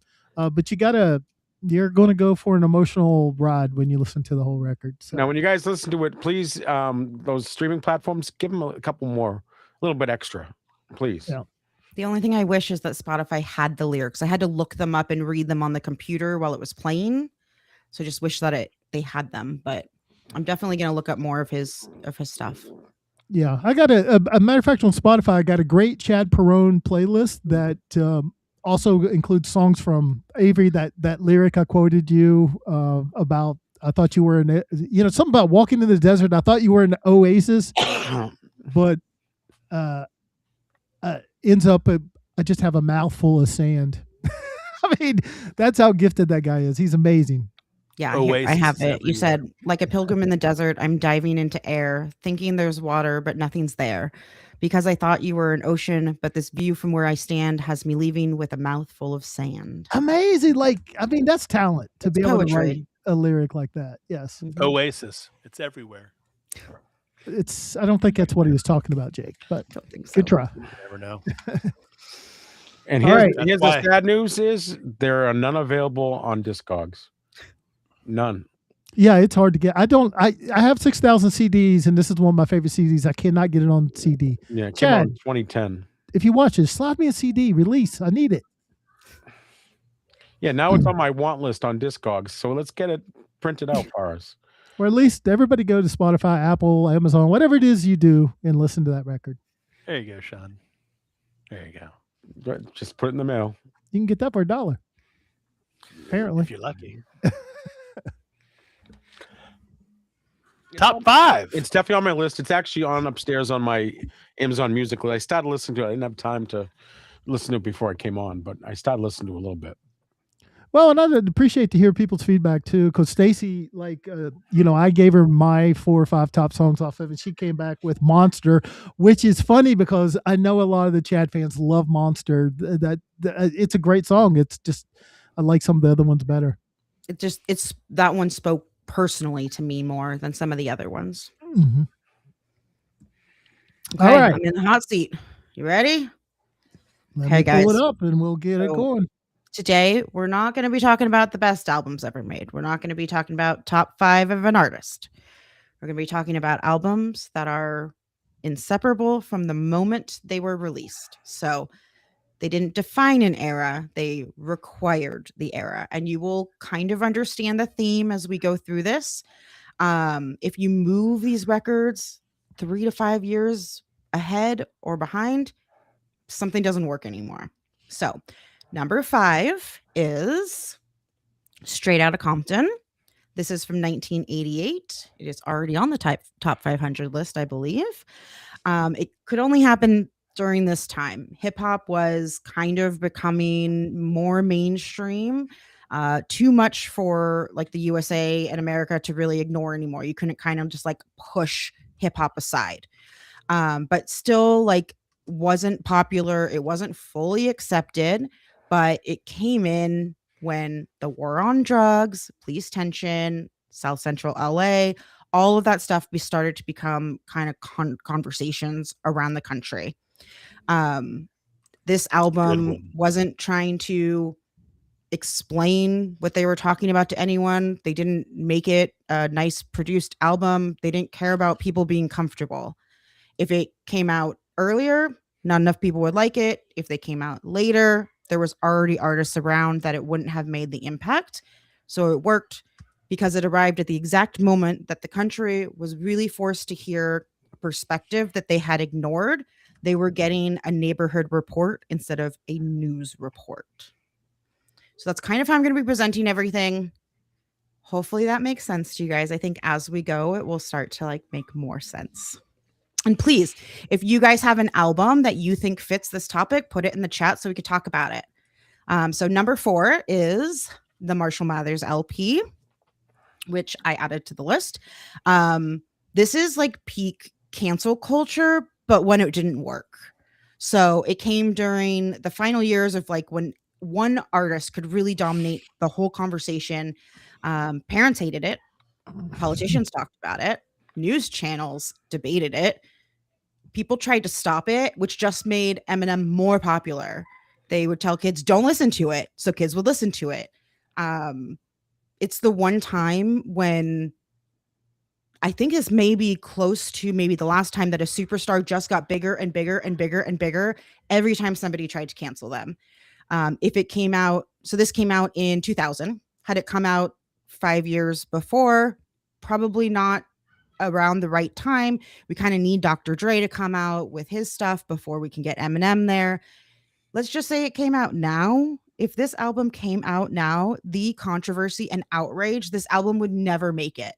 People would just throw it out the door. They would pick it apart. There would be just the outrage would actually cancel it, I feel like now, versus then the outrage actually pushed this to be a bigger album. I agree with you there. Okay. Number 3 is Sgt. Pepper's Lonely Hearts Club Band from 1967. So this is kind of when rock music wasn't just entertainment anymore, at least for the Beatles. It was becoming art. They weren't so concerned with how songs would sound on stage. They started thinking more about what they could make in a studio. This is kind of psychedelic rock starting to enter the mainstream. Youth culture was becoming more powerful. They wanted big artistic statements. By the end of the 60s, the optimism was already fading. And previously, nobody would understand what this was or enjoy it or accept it. So this is kind of, I think, the moment that pop music kind of realized, let's be artsy. I do know old stuff. I love the Beatles. I did a lot of research for this, guys. Number 2 is Nevermind by Nirvana, 1991. By 1991, as we all know, hair metal kind of, had like made itself what it was. Everything was big, loud, shiny, fake, white rain, hairspray. It needed to go away. Yeah, it needed to go away. And then Nirvana showed up. So the music was real. The images felt real. It felt like real people singing real music. Their emotions were real. They wrote the music. People kind of needed this, and they needed something authentic and didn't really know what it was until this album came out. Had it come out 4 or 5 years earlier, I don't think that mainstream radio and people would be ready for it. Had it come out later, grunge would be done. We'd be in post grunge. So it fit the spot. It didn't like join another movement and become popular with it, which we kind of talked about before. Scott mentioned that some of the albums were, you know, they kind of fit that era they were in. Not this one. This one made the era. So this sounded like the 80s ended and the 90s started. So sorry. Yeah, I just want to comment on this. I think you know, when I saw your list, I was like, this one might be the one that, like, the timing was perfect for them to release this record. You know, might be right. Take it 4 years back. You know, people probably hadn't had enough of Poison and Motley Crue, and it probably becomes this very popular little niche album instead of a blockbuster because everybody was ready to move on. Yeah. Yep. And it very easily could have been number one. But number one is Kid A, came out in 2000. This was the turn of the century. This was the internet becoming part of everyday life. You know, Y2K happened. We were also scared about Y2K and the world was going to end and all of this stuff. And at the same time, technology was growing. I mean, it's huge now, but I graduated high school in 2000. So this was like a pivotal point in my life where it felt like the world was changing in a very scary, but a very big way. Like we didn't really know what the future was going to look like with the internet. Radiohead kind of left rock and just created something kind of digital and weird and uncertain and uncomfortable, if you will. If it came out later, then everyone would have already adapted kind of to this new digital world. Earlier, people would not have been ready. I mean, 1995, no, this would not have worked in 95 at all. The power of the album exists because it came during that very small moment where everything felt a little unknown and humanity was kind of like wanting something permanent, but everything was kind of up in the air. It was an album that when I listened to it, and I probably have been many, I couldn't understand it. And I took a break from Radiohead for 5 years because of it. But when I came back to it, it was the first thing I did. When I came back to Radiohead, I went back to listen to Kid A again. And I just heard it differently. Yeah. And if you think about going back to like, and I guess maybe it's different for me being that I graduated and turned 18, everything in 2000, but it was just like the difference in a turn of age and the turn of the century and like what comes next. We're not in the 1900s anymore. We have this huge thing called the internet now that we don't know what we're doing with, and we don't know what we want to do with, and we don't know what it does completely or what access we have or how big it can get. And I feel like this album fits that theme. Yeah, it certainly, when it came out, divided people. But I think over the past 25 years, most people have come towards where the group was at and said, this is actually pretty good. Yeah. Yeah. 3 runner-ups. Number 1 runner-up is Thriller, Michael Jackson. Thriller needed MTV. MTV needed Thriller. That's a big point of that one, is that he had those music videos. It was blockbuster marketing. It worked in that age. Had there been no MTV, Thriller would not have been as huge. It broke barriers. Yeah, is really what it did. You know, he brought, you know, basically, you know, Motown and soul and kind of pop. All that fused and just boom, brought it to the mainstream and changed everything.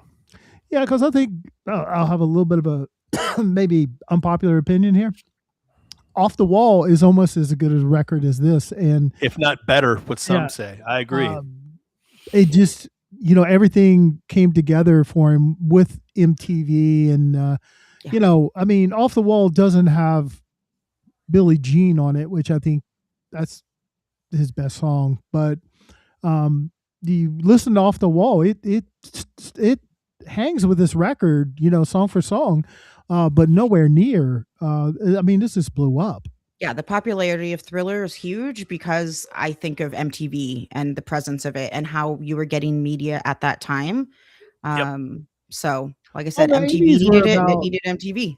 Yeah, the 80s were about slick and glossy and showy, and I think Michael Jackson embraced that and went for that, and like Prince, they knew put on a show for these people, make a little drama here, yeah, that's a good pick. I agree with you. When you first put this on, I was like, well, that's such a good record, it's going to be popular anytime it comes out. But you're probably right in the fact that, and maybe that's why it's only honorable mention, is it still would have been popular, but this, what is it, sold 25 million, 30 million, 50 million, whatever it is, it's astronomical. But the timing was perfect. When Sean was talking about some of the most requested records on Whatnot, Michael Jackson is one of those. And Thriller and Bad are the two that I see most often. Even represses, people want them. Everyone wants them. 20-year-olds want them. 15-year-olds, 16-year-olds. Everybody wants Thriller. It's just such a classic album. I think the Village People probably could. Yeah, I think so. I mean, they were very... Volume, Sean. They were very... Thank you. The only music video that MTV ever paid money for was the Thriller. And Showtime paid for half of it, and they paid for half of it. Their budget ended up being $500,000. It was a whole movie. I mean, John Landis directed it. He directed it. Yeah. And still, even to this day, I know yearly, at least here in Salem and in other places in Oregon, and I believe other places in the country, they have like a Thriller dance day where people around the country all learn the song, and at the same time they do the dance. Like, it's huge. So well, that whole scene, the whole zombie dance, that whole scene is iconic, man. Yeah, I mean, I don't know how many people watched that, but they promote it and everything. I bet there was 100 million people across the world watching the debut of that. I remember exactly. I saw it. Yeah. I was at my cousin's. Brother and I were glued. We were glued to our crappy wooden TV downstairs that we used to have to bang with a pool stick. Yeah, the whole, it's just this crappy wooden kind of, faded wooden frame around it. Now, Jake, do they do that in Austin? Because I see a picture of Thrill the World event in Austin, Texas in 2008. Everyone dressed up as zombies. To be honest with you, never heard of it, but it wouldn't surprise me if they did. It's good that they do it. It's an annual international dance event and world record-breaking attempt. That's what they do here, too. Well, they do have those T-shirts, "Keep Austin Weird," and there's a little bit of weirdness to it has a Portland, so we're very weird as well. They're very close. Portland and Austin are related. Yeah. Oh yeah, right. Yeah. It's an extension. They're an extension of themselves. 80 different cities participated in this dance off, and now they do it yearly. Yeah, every year. Yep. Thank you, Tucker. Yeah. I'm gonna finish my honorable mentions, and then we'll. So Future Sex Love Sounds, people are probably like, why is Justin Timberlake on this list? I don't understand. This doesn't make any sense. This is from 2006. This is like prime MySpace time. If you go back and listen to this album, this sounds like what people in 2006 thought the future was going to sound like. It was futuristic sounding. It was sleek. It was very, very much digital Timbaland. Like, if you go back and listen to this after we've talked about it today, I think that you'll hear that. Like, this is what we thought the future was going to sound like in general. And then 1989, which not Taylor's version, we're talking OG 1989. I didn't pick a Taylor to pick a Taylor. I do think this was a pivotal time. I do think that this was released at the right time. One for Taylor. She was coming out of her country. This is her first big pop album. This was right about the time when Tumblr was huge, Twitter was huge, internet was starting to be very big. And for those that don't know, Taylor was all over Tumblr, talking with her fans. I mean, posting things like all over the place, just very much so online, taking videos of herself in her everyday life, sharing things like you'd never imagine she would do now. And this was a transition to pop that aligned perfectly with, I think, one of the last times that like one person could really dominate everything, which I think people will say Taylor still does that, but I don't think she's the only person. It's the internet culture, Tucker.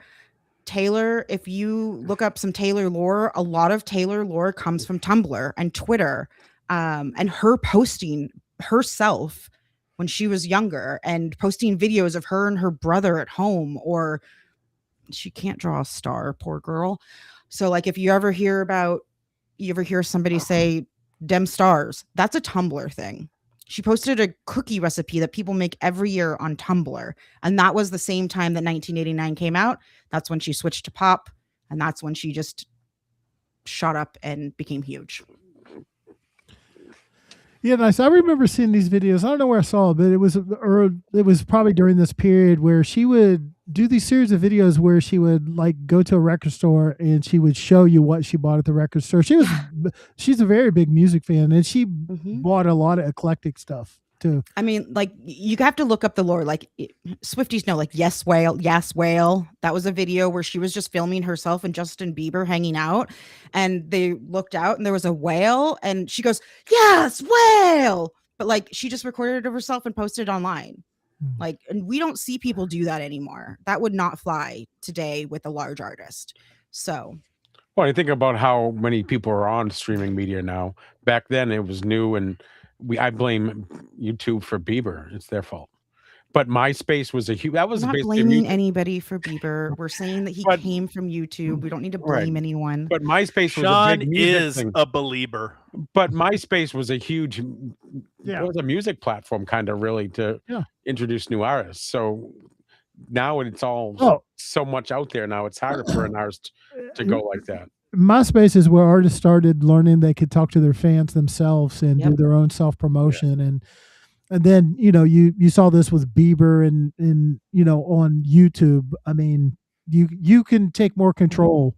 And now it's TikTok. You don't have to wait on Clive Davis to okay your recording contract. You can work on that yourself. But artists come from TikTok. There's been some real popular songs that have come off TikTok in the last 6 years since COVID. And a lot of artists who have been TikTok found. It's not necessarily YouTube anymore, just it's evolving with the time. So again, Tucker, the reason this one's on here is because of that. We could pick Justin Bieber and say during the YouTube craze, Justin Bieber, Baby, that first album fit that time. Taylor fits that time because of where the internet was at. Yeah. All right. Well, I want to thank, anytime a guest does a top 5 list, it's always fun. A little less work for us, so we appreciate you taking the time to put that together, Stacey. And I didn't know how you were going to pull it off, because I was thinking I don't know how I would talk about this, but you did a great job. So thank you for leaving us. It was an awesome job, because I wouldn't have thought doing it the way she approached it, and it was really good how you did approach it. I enjoyed that a lot. Yep. Noah came from TikTok. Noah Khan. Yep. From Chapel. Yeah. I wanted to do something not an artist related. I know I still want to do the top 5 years from 2000 to 2026 eventually, but that was going to be too much work for me to plan in a week.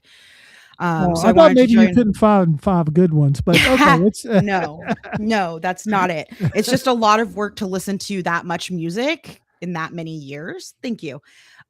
So I really just wanted to do something that was a little bit different, and I don't know. I liked it. I did a lot of research. I liked looking it up. I enjoyed looking everything up and picking those.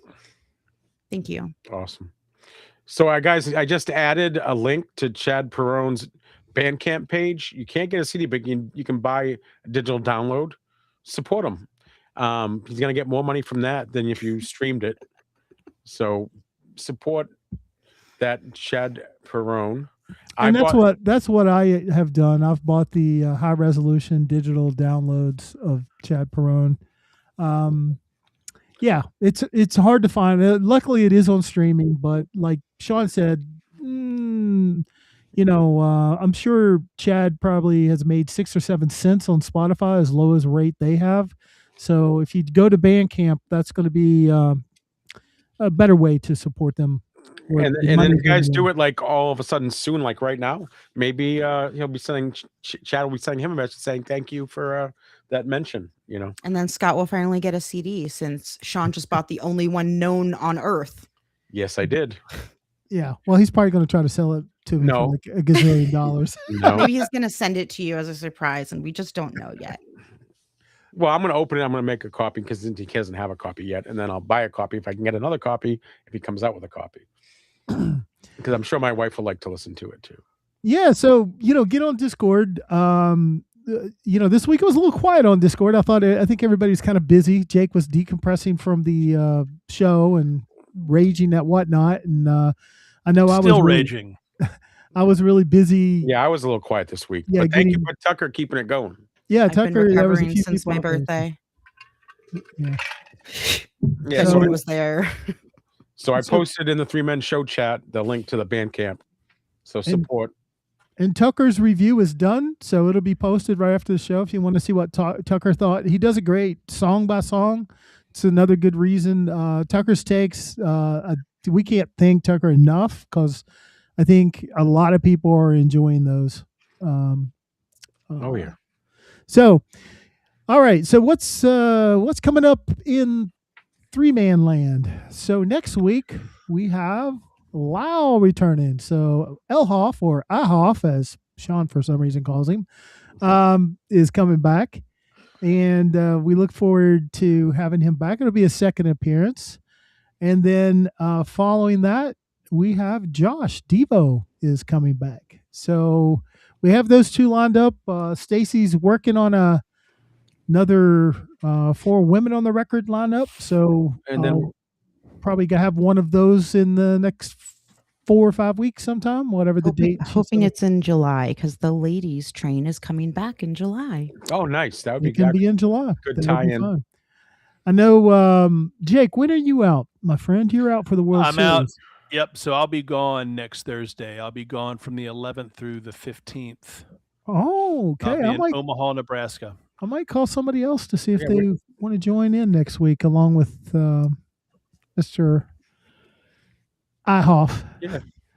So I don't have to get that timer countdown ready for next week. I can wait another week. Yeah, we'll be an hour and a half in and out next week. Although I talked more than Jake did. So that is true. I have 3 women already, but you could come on with Hoff, and then you can. Why don't you come on, hey, Adam? Why don't you crew. come on next week? Come on next week with Hoff. Adam can guest spot fill for me. Yeah, I'd love to have him on. You go from no hair to way too much hair. Was Adam here when you showed the record, Sean? I don't know. I'll show it later on too. The teeth one. I sent him a picture of it. Also, we didn't discuss this earlier, but we've been talking throughout in the chat the other day in Discord about some of you guys coming on as a group, and I think not necessarily. We kind of were talking about a little bit, and maybe one of us will be on with you guys, so it's not just for people that aren't used to the whole streaming thing, because it can be a little scary. It's easy once you do it, but the thought before you do it is just overwhelming. But maybe if one of us is on it, you guys can join us and we'll do a show with 1 man and 3 buyers on the record. I don't know how you'd call it, but maybe if you guys are interested, send us a message and you can join us. One of us could be any one of us, and we'll kind 3 of do fans and a facilitator. Yeah. Well, we'd take it'd be nice to have at least 3, but we'd take 4. The reason that came about is we have people that are engaging with us, and you may not be sellers, or we're not sure. Maybe you would like to be on the show, so we wanted to open it up. Everybody's welcome, and so it's not as bad as you think. It's going to be. Because just look, we're not perfect. We just get on here and talk about the music we're passionate about, and we enjoy each other's company. So it's no different than sitting at a table at a bar with a beer and just talking music. That's Yeah, it's like when you go to a record store and you talk to the owner and you have a great time. It's kind of doing the same thing. What you look for, what you like in music, and maybe there's some stuff that we don't know about, and we'd love to hear that. Sean, and we'd love when to you're see at a all your record, faces. when you're at a record store and the owner's sitting there talking to you, are you just going to look at him and be like, just mid sentence as he's talking 5 minutes in, or are you just going to go 5, 4, 3, 2, 1? All right, too much. I'm gone. I'm leaving. Nope. You're going to give the countdown? Or are you No, just not going to say anything? You just no. At that point, I go to the register, buy the record, and leave. But so I don't need a countdown. But Rich from one of my local records, so he could talk. Mr. Meanie Pants. Mr. Meanie Pants. No. All right. So, like I said, just reach out to no pressure, but we wanted to offer at least because we don't want it to. Our club is not an exclusive club.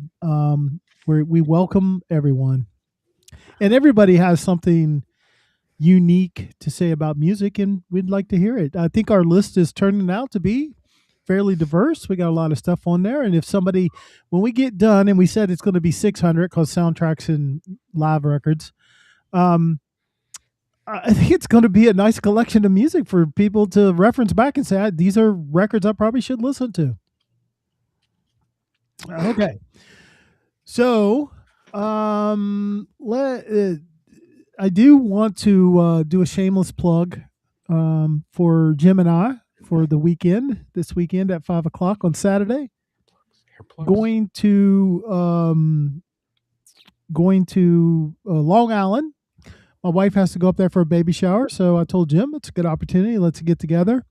And it was going to be a much smaller show. Then we ended up acquiring some really nice records, so it ended up being about half of a big show. But there's a lot of good records. We're going to be on from 5 to 9. A lot of giveaways, about $600 worth of giveaways. Is that this week? Yeah, that's this weekend. It's Saturday night. Yeah. Sean, you got to go in there and put your $5 bids on. You gotta go be a mod, but don't do anything to mod. Okay, I can handle the worst mod on the planet. Hey, it's hard. It's hard to compete with me. I only want to be the mod so I can see the red stuff that shows up in the chats. I want to be able to read all the edited block. Yeah, Sean's been a mod for me for a long time, and he hasn't done a lot of modding, but I am even worse mod because when I'm watching Whatnot, I'm usually doing other stuff like packing records or something. So I get it, not being a good mod. You got to kind of, if you're really good at it, like Stacey's really good at it. Toothpaste King, I've seen him do a really good job. You got to be engaged, and Gurus does a good job. So hopefully we haven't even talked to mods. Hopefully somebody will show up and mod. It's going to be a little slower because it's just me and Jim. So we don't have 3 people helping us. So Floyd, we're just talking about it. We'll figure it out. If you're interested, we can maybe speed it along. We just got to get a couple other people to want to do that fan-based show. Yeah, the only thing holding it up is just get enough people to do it. I mean, we could do it in a couple of weeks if we had enough people, but I think we need at least 3 fans, and but we could take 4 very easily. So talk to me and Sean on Discord or messages, however you want to talk to us, and try to recruit. Here's somebody, I don't think they're watching tonight, but they usually watch the recording. Gurus, I think, would do it. So put some pressure on Tom. Say, Tom, you need to get on here. Talk about Australian guy and New Zealand expert. That guy, I think he lived in Australia for 18 years. Oh, cool. He knows so much about, we kind of become friends around Neil Finn and Jimmy Barnes and some of those Australian acts that I really like. See, I would ask him about how do you know which spider is poisonous? Because they have the most poisonous animals in the world in one spot. They do.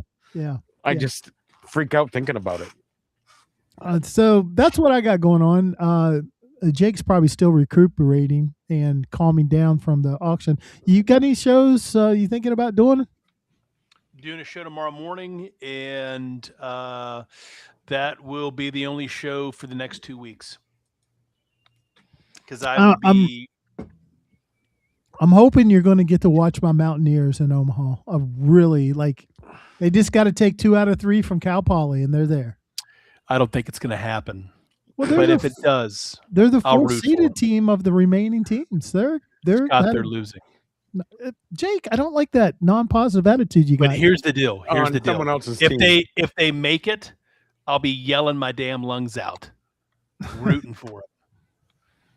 It's going to be a great World Series because the teams that were there last year, none of them made it to this year. I like that. Okay, well, if they do make it, you got to stop by the merch table and get a Mountaineer. What? Shut up, Mr. Beanie Pants and Mrs. Beanie Pants. Text me your shirt size. Call me. Text me your shirt size. Stacey, what about you and Danny? You guys doing anything? Yes. Tomorrow, Friday Finds is back. So that's just a show on Friday nights that we do where people can come in. You guys can give us suggestions on music. We'll play anything and everything you ask for. It is really kind of like this podcast, but we play the music on stream so that everyone can discover new music. And it is back now. And each month that we do this, I make a playlist. We also have some new releases that we'll have tomorrow. We have Sierra Farrell live at Third Man. A new 9 Inch Nails, Tron Aries Divergence, a new Spin Doctors, RSD Essential. We have a few of the Smashing Pumpkins RSD Essentials, and a copy of You've Got Mail that just came out. And then we will not have a show this weekend, but on Thursday the 11th, we'll be doing an Olivia Rodrigo listening party. So it will be at 11:30 p.m. Eastern. The album will come out at midnight and we'll listen to the whole thing like we did before. And then we'll be back the next Sunday. Also, the last Saturday, most likely, possibly Sunday in June, I am organizing a raid train for Pride. So if there are any sellers in the chat, or you know any sellers who are interested in being part of that raid train, it's not going to be a very long one. It can be 30-minute to an hour shows. Just have them send me a message and let me know. Yeah, in case we do have people that are watching this that have no idea what we're talking about. The four of us, we are sellers, vinyl sellers on Whatnot. So we always do a little plug of what we got coming up on Whatnot. And if you're not on Whatnot, you should be, because there's a bunch of great sellers. It's a terrific community. Since the last time I was on, we have a website now too. So that's right. I've been on your website. So I didn't win a coupon, but oh well. Okay. Well, we're going to be giving away gift certificates every show, so you can always win. Nice. And if you guys, if you're sellers, go into the chat on Instagram. When Kelsey said she would join the raid train, she wrote, what did she wrote? She wrote, I'd be interested in a 30-minute. I'm interested in a 30-minute slut. For the Pride train. And I'm looking at it. I'm the first person. I'm waiting for comments and nothing. And I went, that darn's autocorrect. LOL. So I let her know to let me know what time she wanted to hang out with all the LGBTQA+ sluts. She has some great timing on some misspeaks. Sometimes. It was pretty funny when I read her and Danny in a room together would be hilarious. That should be a whole show. It should be. We'll just do that. Oh goodness! Any questions for us guys tonight? I didn't see any. Yeah, no real hard. They already know us enough that it's them. And then me. I'm gonna be on tonight. A little hangover party. Doing a late night again? Yeah, after party show, and then I don't know, Saturday, Sunday. Shark After Dark. As long as I don't start the wrong show, so if you guys bookmark my country show, please rebookmark it because I started it by mistake. Saturday, Sunday, whatever it takes. Yeah. So please bookmark. I'm adding a whole bunch of enough stuff in there. You can see what I've added, and I keep adding more. I have 100 records still clean. It's a lot of work. Also, I just want to give Jake some love for him and David going to the Austin show. They ran a very good show. Happened very well. It was organized. We had no hiccups.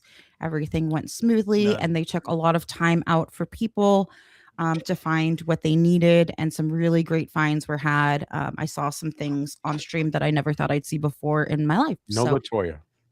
Can anyone tell me who the hell the Lollywinks are? Don't know. And Stace, you were anybody know? Absolutely magical. Thank you so much. Stacey is high pressure modder of the year with I only get up early for the people who really care. All on my days off too. just kicked ass, took names. I mean, didn't miss a beat. We had a couple of hiccups at the very start because I had work phone calls coming in that kind of screwed stuff up. But boom, once we got going, it was it. The only problem is Whatnot basically killed the radio star. Yeah, killed us. Killed us. But we'll be back in action, ready to go. David and I are going to be back at the convention in October. We're going to be running more booths because we had about 15 vendors that were wanting us to come in. And so we're going to be bringing more stuff. And we're going to be bringing a lot of mid-tier stuff, not just stuff on the wall. We'll go and we'll look at walls, but we're going to do some more affordable stuff too. And when I've got time, I'll just go crazy and do a lot of the random runs. Because I really did. It was a lot of work. And we did about 80 records, probably in a compiled time of like 3 hours. Yeah. And we got everything boxed up the same night, sent out to the mail the same night. So we're going to try to get everything out to you guys come October, day of if we can. So those that were with me, appreciate y'all. We're going to do it again. Well, and you do that in October, and we're going to turn around. We're going to try to do this big meetup event the following May. We try to get all the sellers down. Adam's already committed. Josh is committed. So we got to cook. Pool party for my birthday. Yeah, come on down. Come on down. Like I said, we're going to get a table. If Adam's coming, then I'll speak with him because like I said, I wouldn't mind, doing a crawfish boil or something. Depending on where everyone's staying, if it's going to be like a house that's Airbnb or what, It's got to be shrimp, not crawfish. Shrimp. Could be both. It could be both. Not together. Separate pots. I'm not a crawfish fan, but I told Dan. I already told Danny. I said, Danny, we were separate one year. I went East Coast one year. Then separate again. So now we're going to meet in the middle for our birthday. I was like, Jake said he'll throw us a party. Let's do it. Hey, I don't mind whether it's crawfish or shrimp. I don't mind doing a shrimp boil. Well, we're just going to work on getting as many people down there as we can. And we'll have a good time. We'll get a table. That way we'll have a home base there that we can put some stuff at and all that. So you got it, Adam. That's correct. Suck the heads, pinch the tails. No, they taste terrible. Are crawfish and crawdads the same thing? They're amazing. Are they the same thing? Yeah, but crawdads sing. Crawdads do sing. All right. That's the sign we need to go. All right. They're dads. We appreciate all you. And again, thanks to Stacey for joining us back-to-back weeks. So her 6th appearance on the network in total. More to come. I mean, Sean's got that working for him. Which is nice. They don't know the reference. They don't. It's all good. It's all right. It's okay. Anyone know the reference? All right. So I think that concludes because now we're just getting punch drunk here. Yeah, pretty much.